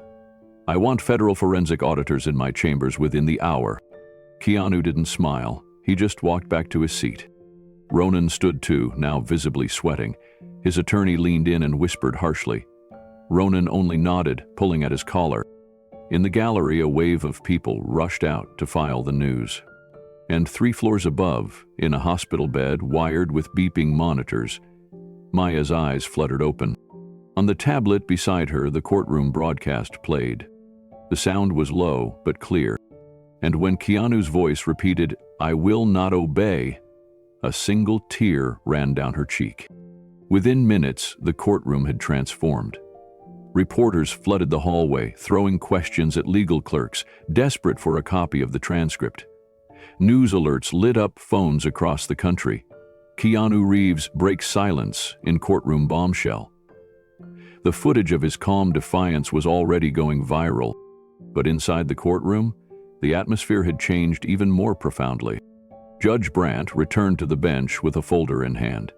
Behind him, 2 forensic examiners from the state's cybercrime division stood stiffly, summoned by emergency motion. "I've reviewed the motion filed during recess," Brandt announced. "And I've granted expedited access to the ArcLight project servers and Vertexion's financial logs. Court is adjourned until the results are presented." He banged the gavel once, hard. Keanu sat down slowly. His hands, though steady now, were curled tightly into fists beneath the table. Across the aisle, Ronan Vale's face had gone pale. His attorney tried to whisper something, but Ronan's eyes were locked on Keanu's, like he was seeing something for the first time that terrified him. Outside, Maria's holding cell remained quiet. She had no idea what had happened above, no idea that the tides were turning. But back in the hospital, nurses had gathered around Maya's bed. She was still weak, barely able to whisper, but her eyes followed the news report on the TV. A young nurse reached down, brushing Maya's hair gently from her forehead. "Did it, sweetie," the nurse murmured. He spoke. Maya's lips parted slightly, her voice a rasp. "I knew he wouldn't stay quiet forever." Across town, Eliza Coleman received a call from a blocked number. The voice on the other end was urgent. "Eliza," it said. "We intercepted a data transfer to an offshore server from Ronan's credentials. The 2:47 a.m. timestamp checks out. We have the raw logs. We're backing up copies now." Her knees buckled slightly with relief. "Get them to the court immediately," she said, "and tell Maria. Tell her it's not over." That night, Maya's doctor sat quietly beside her bed. She watched the little girl sleep, watched the soft blinking of the heart monitor. "Sometimes," she whispered, "all it takes is one sentence to break a wall built by lies." And across the city, that sentence, 11 words long, was being replayed on every television, every phone, every courtroom screen. "If silence lets a liar hurt a child, I will not obey." It was no longer just testimony. It was a reckoning. The following morning began not in the courtroom, but in a cold, high-section-y cyber forensics lab downtown. The cloned hard drive from the ArcLight project, smuggled out by Maria and Eliza, was finally being dissected. Rows of analysts hovered around terminals, combing through hundreds of thousands of data entries, security access timestamps, IP logs, firmware modification trails, and back-end pings. What they found wasn't ambiguous. It was definitive. The critical timestamp Keanu had cited, 2:47 AOM, showed a system login from a secure workstation registered to Ronan Vale's office. A digital fingerprint left in arrogance or carelessness. From that terminal, a set of unauthorized commands had been executed, targeting the firmware governing chip latency thresholds. Those commands altered safety protocols. They removed dampening safeguards, raising electrical signal pulses beyond medically acceptable limits. The firmware, under Ronan's override, became the very weapon that sent children into convulsions. Maya had been its most vulnerable target. And it didn't stop there. The logs showed an IP-based remote login from Ronan's personal VPN 1 week before the crisis began. He had accessed the server at least 3 times that week, each time altering small variables, ensuring that the failure would look gradual, not sudden. Sabotage cloaked as systemic decay. Then came the other bombshell, financial records tied to Ronan's Vertexion brokerage account. An automatic flag was triggered when analysts noticed a $12 million 0-cents buy-in placed exactly 7 days before the ArcLight seizure incident. Vertexion stock had been sluggish for months, barely attracting interest. But immediately after the ArcLight news broke, falsely framing the tech as dangerous, Vertexion's public image soared, and so did their market value. The $12 million 0-cents investment ballooned to over $60 million 0 cents in a matter of days. Ronan had gambled on destruction and won. Until now.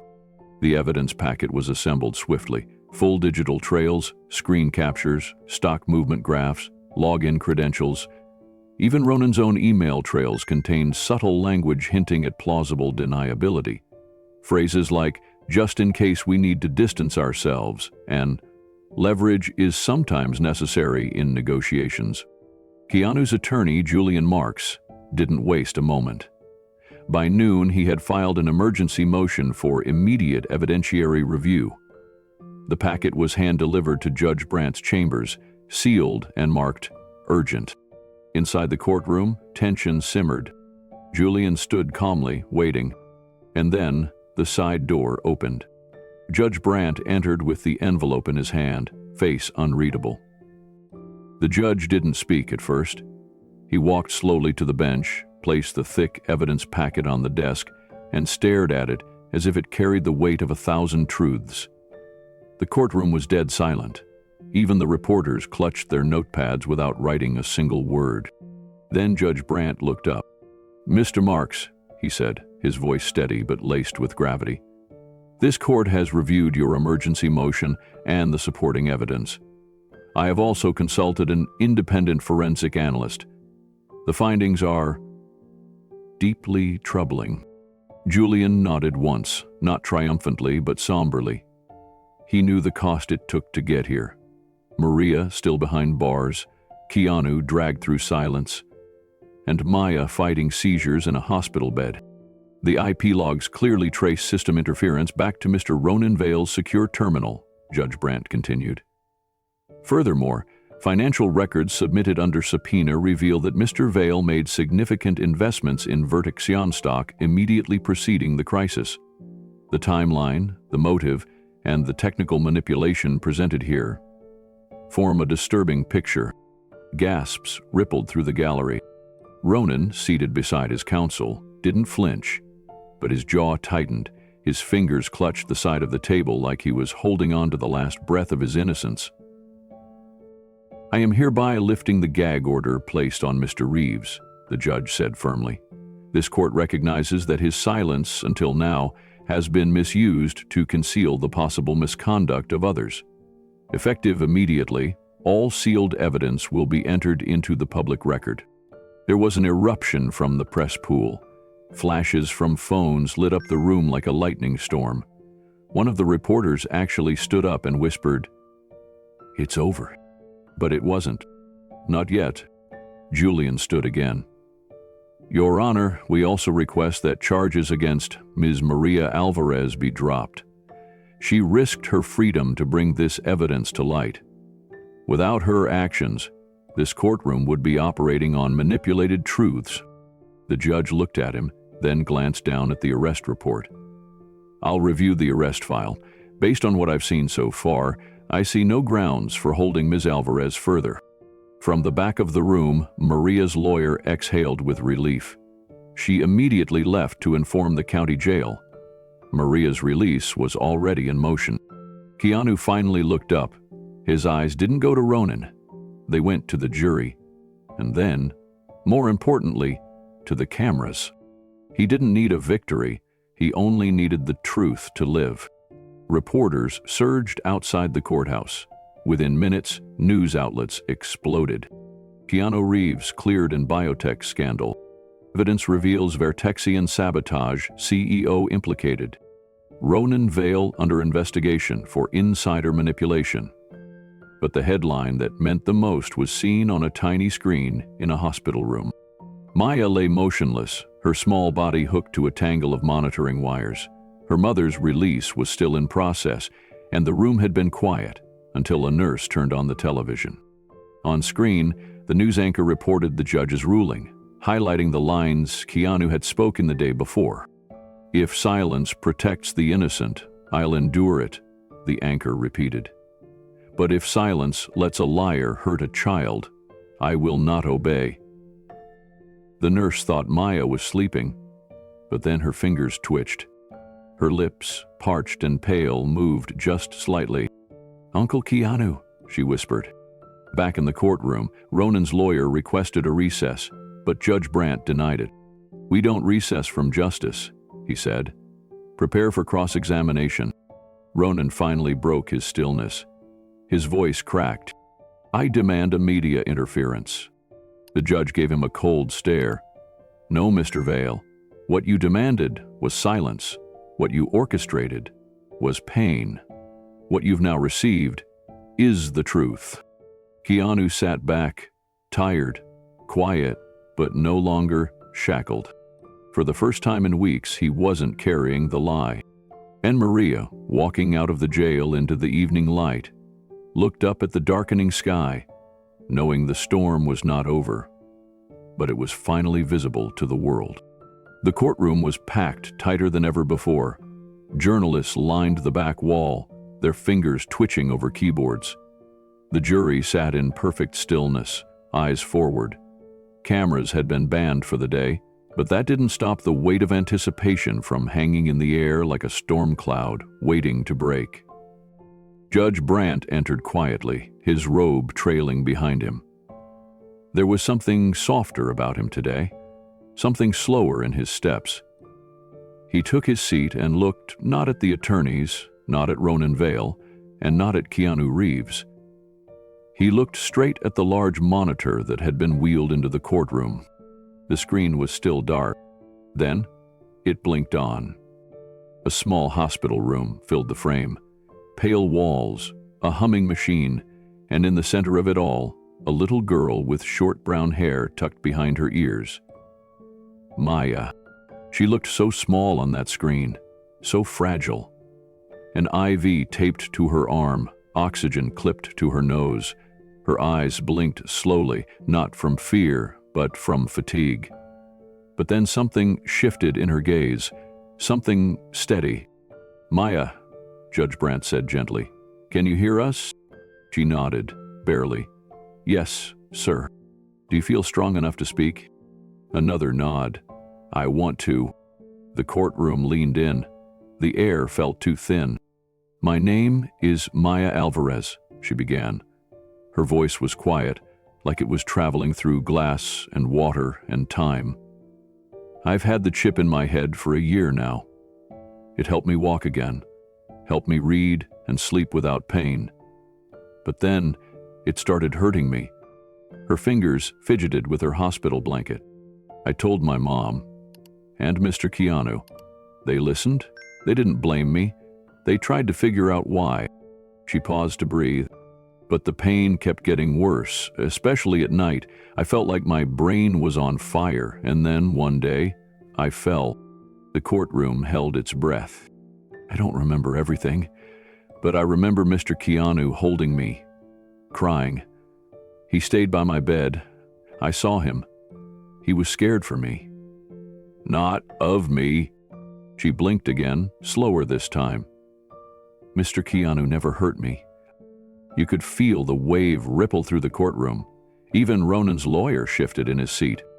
"But someone did," Maya added, and this time her voice didn't tremble. "Help me stand," she said. "And someone else tried to make me fall again." A tear slipped down Keanu's face. He didn't wipe it. Julian placed a hand on his shoulder. "Just for a second." Judge Brandt swallowed hard. "Maya, thank you for your bravery. Your voice matters more than you know." "I just want it to stop," she said. "I want the hurting to stop. For all the kids." A beat passed. Then the screen went black. Not because the call ended, because Maya, exhausted, had fallen asleep. The silence that followed Maya's testimony wasn't just quiet. It was sacred. No one moved. Not even Ronan. The man who dominated the courtroom with swagger now sat utterly still, the color drained from his face. His fingers, once busy tapping or adjusting his tie, rested frozen on the table in front of him. His eyes flicked nervously between the judge and jury, but they offered him nothing. No comfort, no alliance. Judge Brandt slowly removed his glasses and set them on the bench.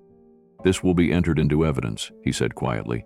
"The testimony of Maya Alvarez, patient 7A, will stand as part of the official record of this trial." Julian rose slowly, nodding with respectful solemnity. "Your Honor, we ask for immediate reconsideration of Maria Alvarez's detainment status. In light of the sworn child testimony, her continued holding would be both unjust and unnecessary." Judge Brandt nodded. "Motion granted."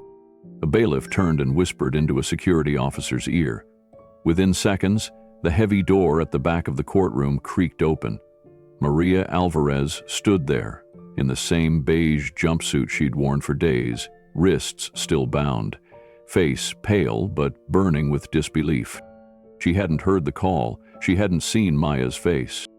But she saw Keanu's, and she knew.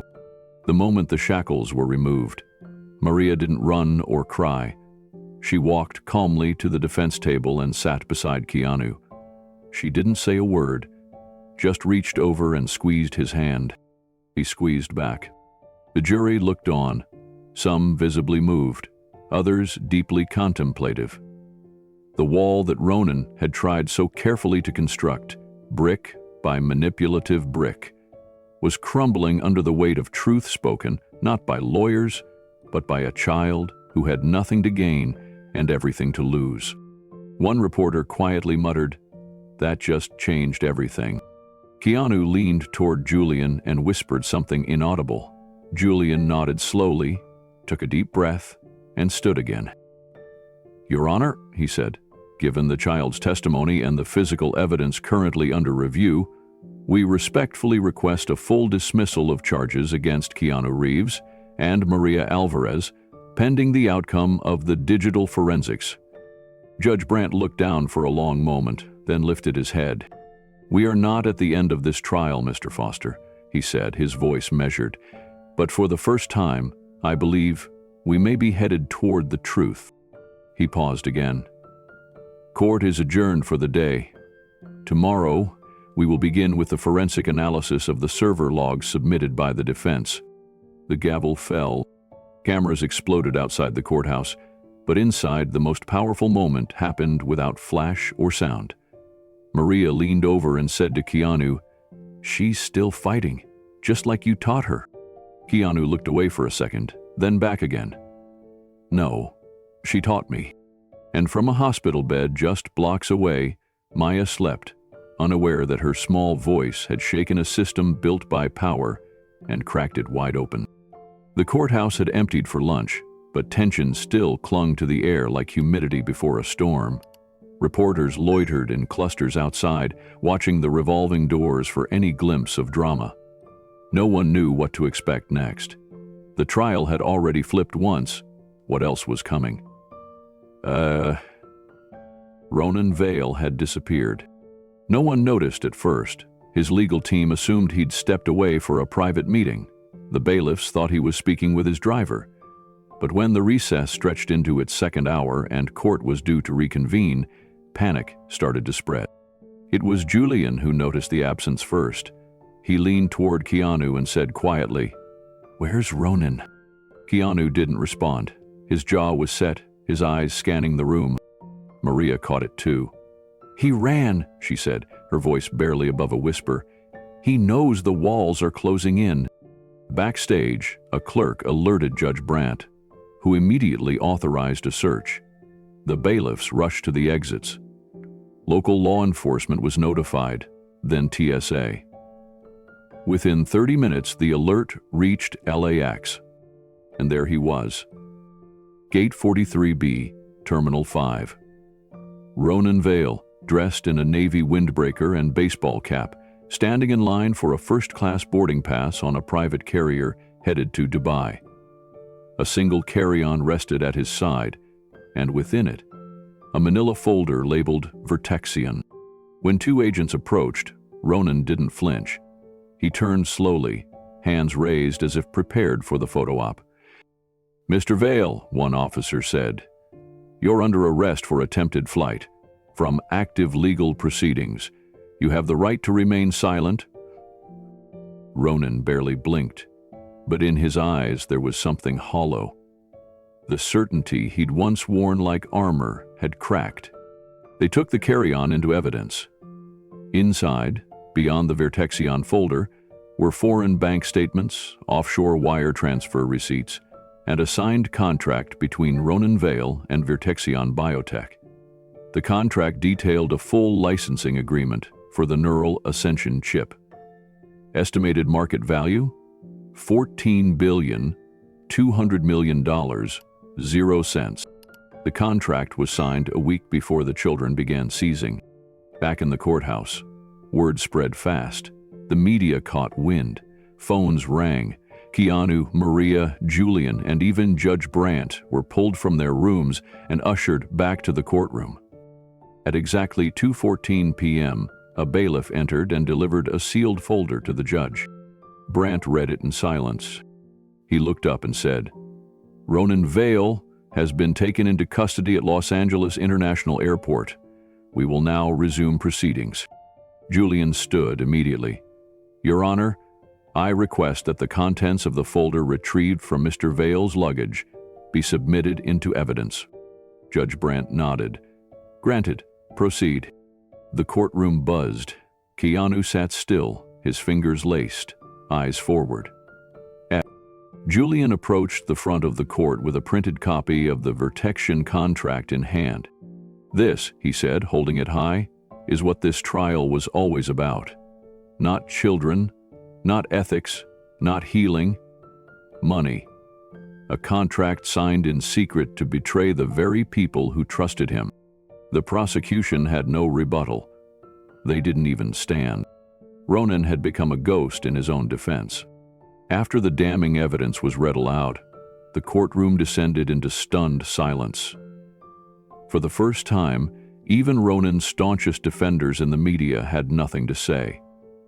The tide had shifted permanently. Ronan was escorted into the courtroom an hour later in handcuffs.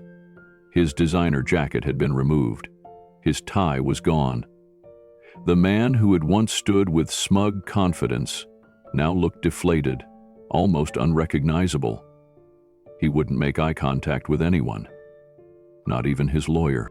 Judge Brandt adjusted his glasses and addressed the court. Given the new material presented, I am ordering a full criminal investigation into Mr. Ronan Vale's conduct, with emphasis on securities fraud, medical endangerment, and perjury. Keanu remained silent, but Maria leaned slightly toward him and whispered, "It's over." Keanu gave the faintest nod, but his expression was not celebratory. If anything, it was heavy, weighted by the cost of silence, of pain endured too long, of damage that couldn't be fully undone. Julian stood again. "Your Honor, we also request immediate dismissal of all charges against Ms. Maria Chen and a motion to formally clear the name of Mr. Reeves from any accusations of misconduct." The judge nodded. "Both motions are under review and will be formally addressed once the court reconvenes tomorrow morning." Outside, the news spread like wildfire. Live streams exploded with breaking updates. Commentators flipped their narratives. Online, hashtags that once vilified Keanu now transformed into waves of apology and support. One tag in particular trended within minutes. "No dead bullies," he told the truth. Back in the hospital, Maya lay resting, tubes still connected to her arm. Her small face was pale, but when the courtroom footage played on the mounted television, she stirred. She saw Ronan escorted in chains. She saw Keanu sitting still and strong. She saw her mother's name cleared, and though her lips didn't move, her eyes filled with tears. Her fingers squeezed the nurse's hand. In an interview later that day, Julian spoke calmly, but with quiet fire. Ronan Vale didn't just betray a partner, he betrayed every child who depended on us to make their lives better. He used illness as leverage and profit as a compass. We won't let that go unanswered. Meanwhile, federal agents began digging through Vertexion's financials. Board members who had once toasted champagne with Ronan now denied knowing the full scope of his plans. One anonymous executive told investigators, "He said Keanu was unstable, that Maria was too emotional. We trusted him." In court, Ronan finally broke. Under interrogation later that evening, he confessed. "I needed Keanu out of the picture," he said flatly. "He cared too much, would have slowed everything down. I needed a scapegoat." "And the children?" the agent asked. Ronan shrugged. "The trials were never supposed to be that bad. I thought we had more time." That single statement would haunt headlines for weeks. But in that courtroom, on that day, the truth had finally spoken louder than ambition. The fall of Ronan Vale had begun, and no one would stop it now. The courtroom was breathless. Every creak of the wooden benches, every shuffle of paper, every whispered prayer seemed louder than thunder. All eyes were locked on the door through which the jury would return. Keanu sat motionless, his fingers interlocked, resting on the polished oak of the defendant's table. His shoulders were relaxed, but only in appearance. Inside, he was carrying the weight of 1,000 voices. Every child like Maya, every parent like Maria, every friend who'd urged him to fight, and even those who had turned away. Maria sat beside him, her eyes rimmed red but focused. Julian leaned slightly forward, prepared for anything. The gallery was packed, not with angry protesters this time, but with a tense silence that wrapped around every soul like a wire. Then came the sound. The jury door opened. 12 citizens, each holding the gravity of the nation's gaze, walked in single file. Some looked straight ahead. Others glanced at Keanu. One juror, a middle-aged mother with streaks of gray in her hair, offered a small, imperceptible nod. The bailiff called for order. Judge Brandt, solemn and composed, looked to the foreperson. "Has the jury reached a verdict?" The woman stood. "We have, Your Honor. Please read the verdict." A pause, then the foreperson's voice, calm but resonant. "In the matter of People versus Keanu Reeves on the charge of reckless endangerment, not guilty." A wave of relief passed through the courtroom like a breeze breaking a drought. "On the charge of professional misconduct, not guilty." Maria gripped Keanu's arm. "On the charge of obstruction of justice, not guilty." The air seemed to exhale. Reporters scribbled furiously, cameras zoomed in, but they didn't capture tears, they captured restraint. Judge Brandt looked down for a moment. Then she raised her eyes, her voice steady but emotional. "This court owes an apology, not just to the defendant, but to the truth. In our pursuit of evidence, we ignored character. In our pursuit of process, we ignored conscience. Mr. Reeves, this court now sees that your silence was not evasion, it was sacrifice. You chose restraint when others shouted. You chose protection when others sought power. And for that, you bore judgment you did not earn." The gallery was completely still. No rustling, no coughing, no murmurs. Just reverence. "This court," the judge continued, "silenced a man whose only crime was protecting children. In doing so, we nearly turned justice into a performance rather than a principle." She paused, letting her words sink in. "Let this verdict stand, not just as a declaration of innocence, but as a warning. The next time a good person stands quietly while others manipulate, may we have the wisdom to ask why, instead of assuming guilt. Silence is not always a hiding place. Sometimes it is the last stronghold of integrity." Keanu's eyes lowered. He gave no speech. He made no gesture. His quiet bow of the head was all the world needed. The judge concluded, "Mr. Reeves, this court restores your name." The judge's gavel struck once. Firm, deliberate, final. But it wasn't noise that filled the room next. It was something deeper, something sacred. A silence that carried the weight of recognition, of regret, of awe. Even the reporters who had once smeared Keanu's name lowered their cameras for a brief moment of stillness, as if any sound would shatter what had just been made whole. Julian placed a hand on Keanu's back but said nothing.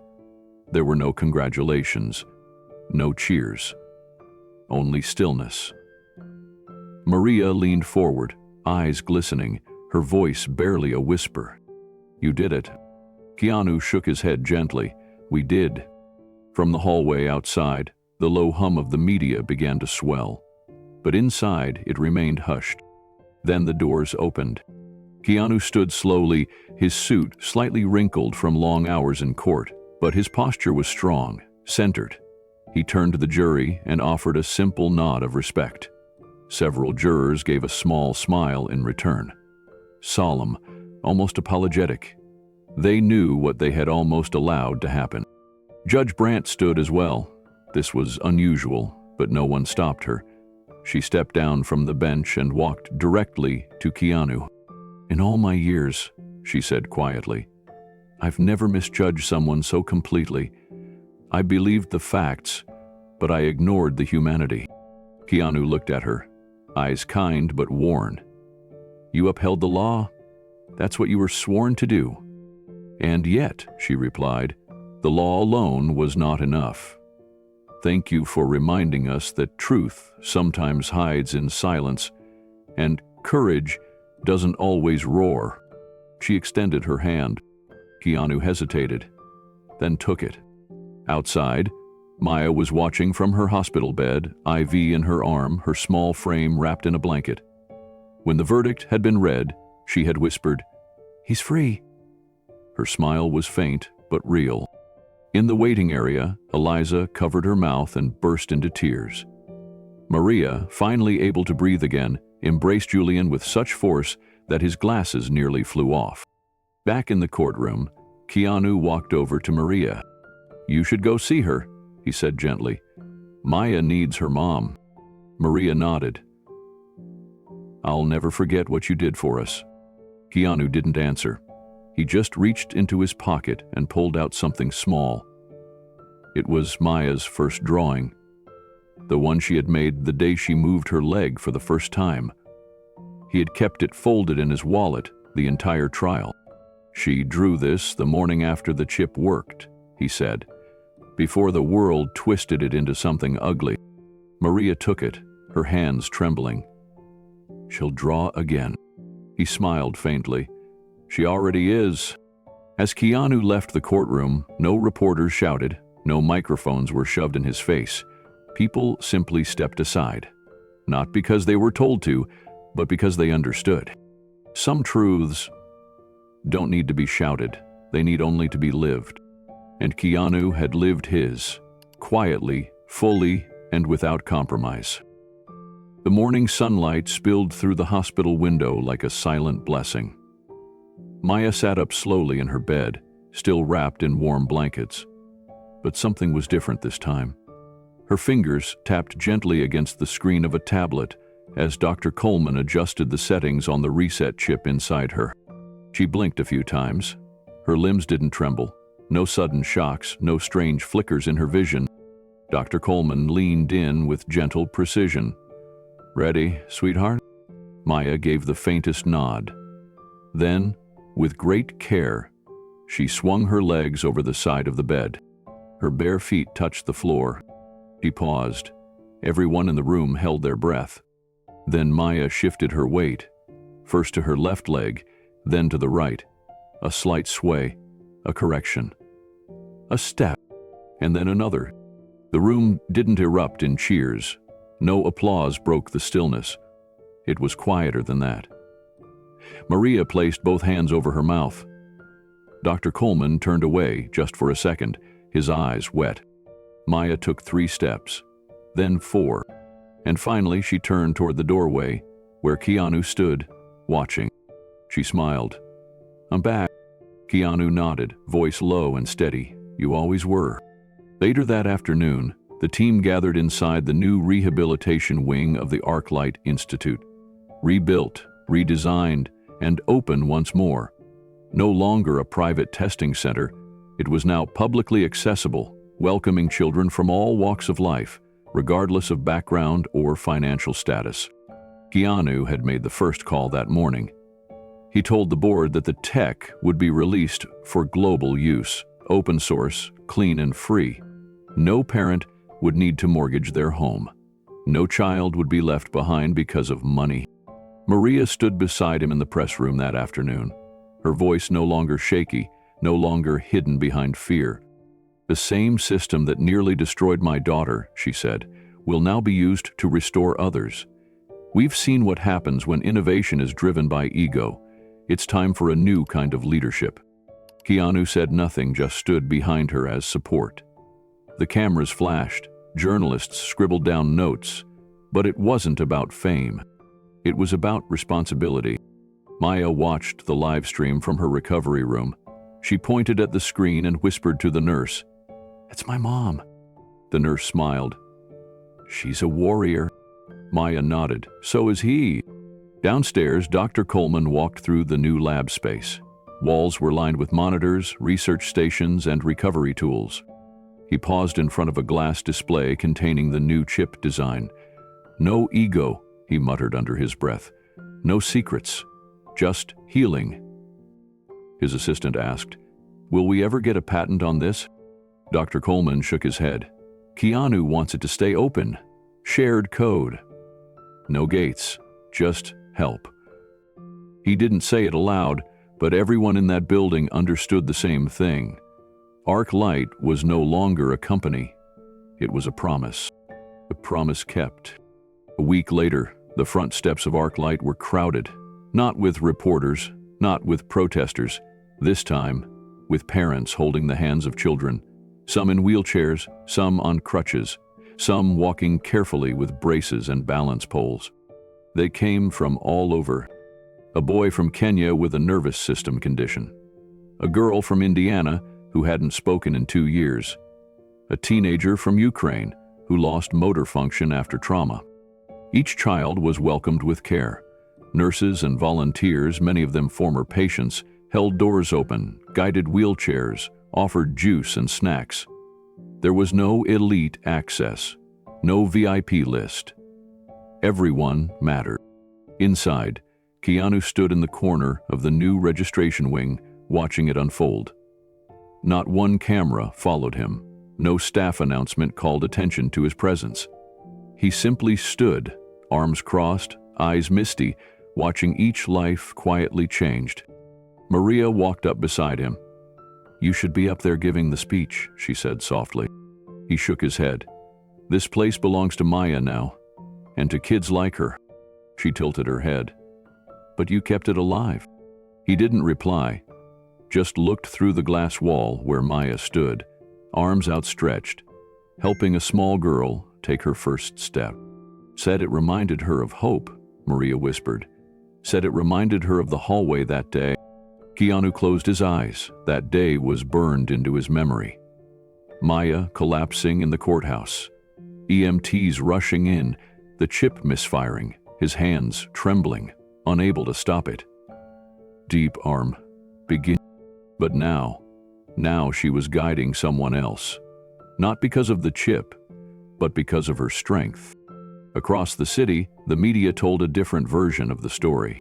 One morning headline read, "Reeves redeems a nation's trust in tech." Another, "Maya's message breaks the silence." And a third, posted anonymously by a former juror, "He never said, 'I told you so.'" That's what made it powerful. Keanu didn't read them. He didn't need to. Instead, he sat at Maya's bedside every evening after her therapy. They played quiet board games, listened to music, sometimes just sat in silence. One night she looked at him and asked, "Why didn't you fight back?" He paused, then said, "Because sometimes, if you wait long enough, the truth walks into the room on its own." She smiled. "Like me?" He nodded. "Exactly like you." Maria joined the ArcLight executive team soon after, taking a lead role in public engagement. Her first initiative was a traveling education campaign, bringing the chip's safe applications to rural hospitals, public schools, and underfunded clinics. They called it Voices in Motion. Dr. Coleman became the new director of research. He restructured the entire medical ethics division, ensuring external audits, patient family advisory boards, and full transparency.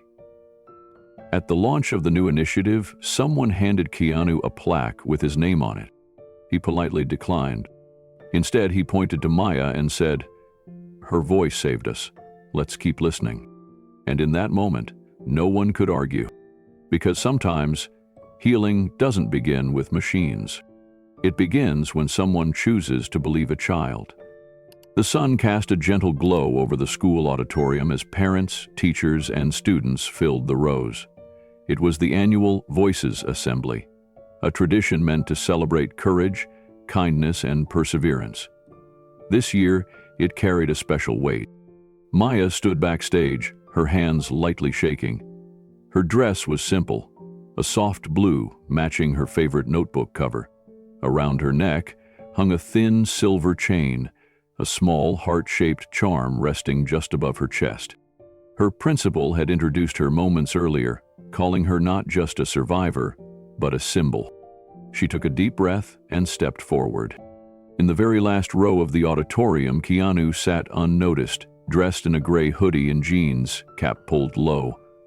Maria sat beside him, her eyes shining. Dr. Coleman had come too, seated a few rows up with the ArcLight staff.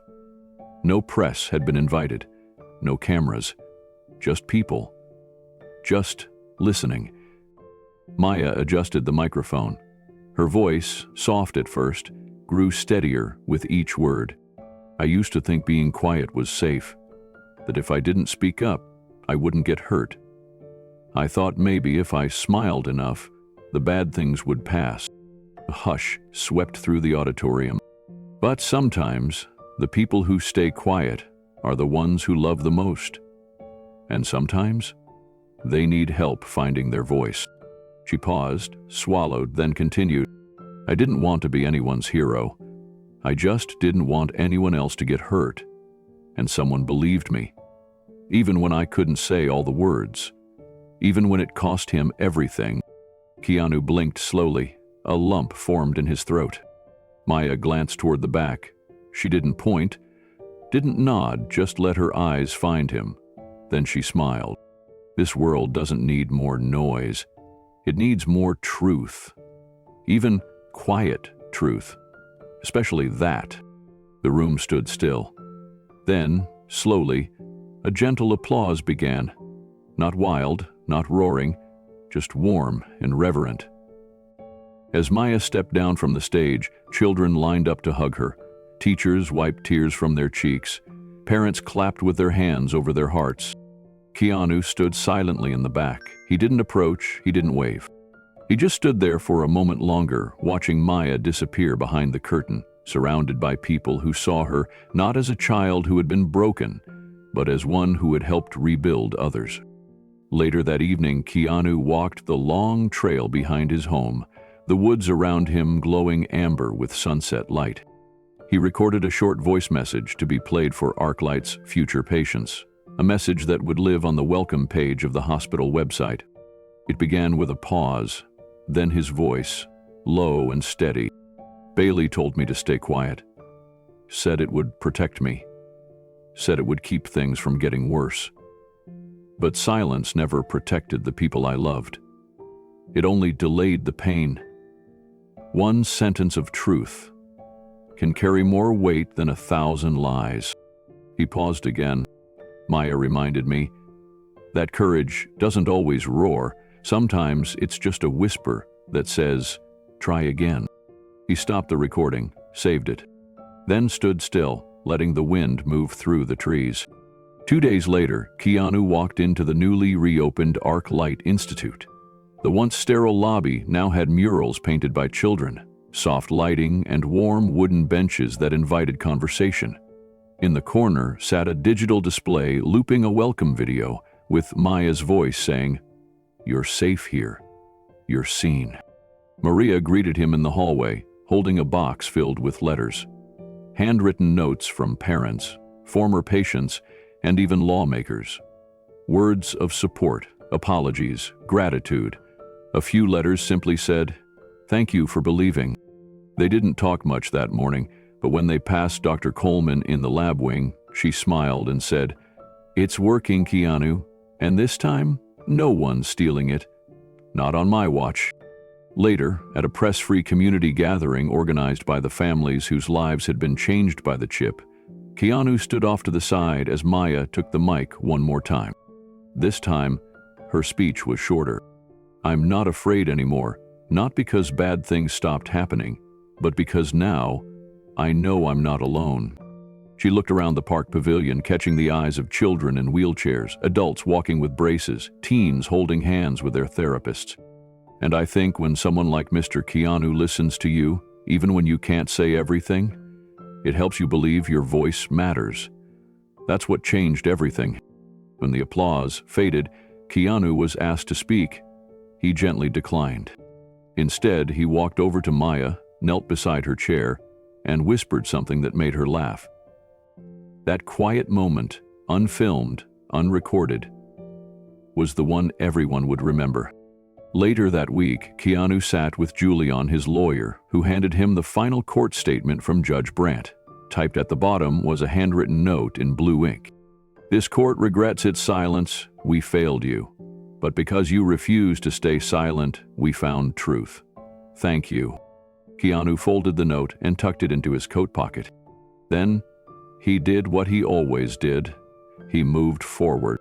He returned to volunteering, to funding quiet initiatives under new names. He even backed a new law ensuring all medical tech must include open-source audits and public safety access. They called it Maya's Law. But when asked about it, Keanu simply said, "That was Maya's voice, not mine."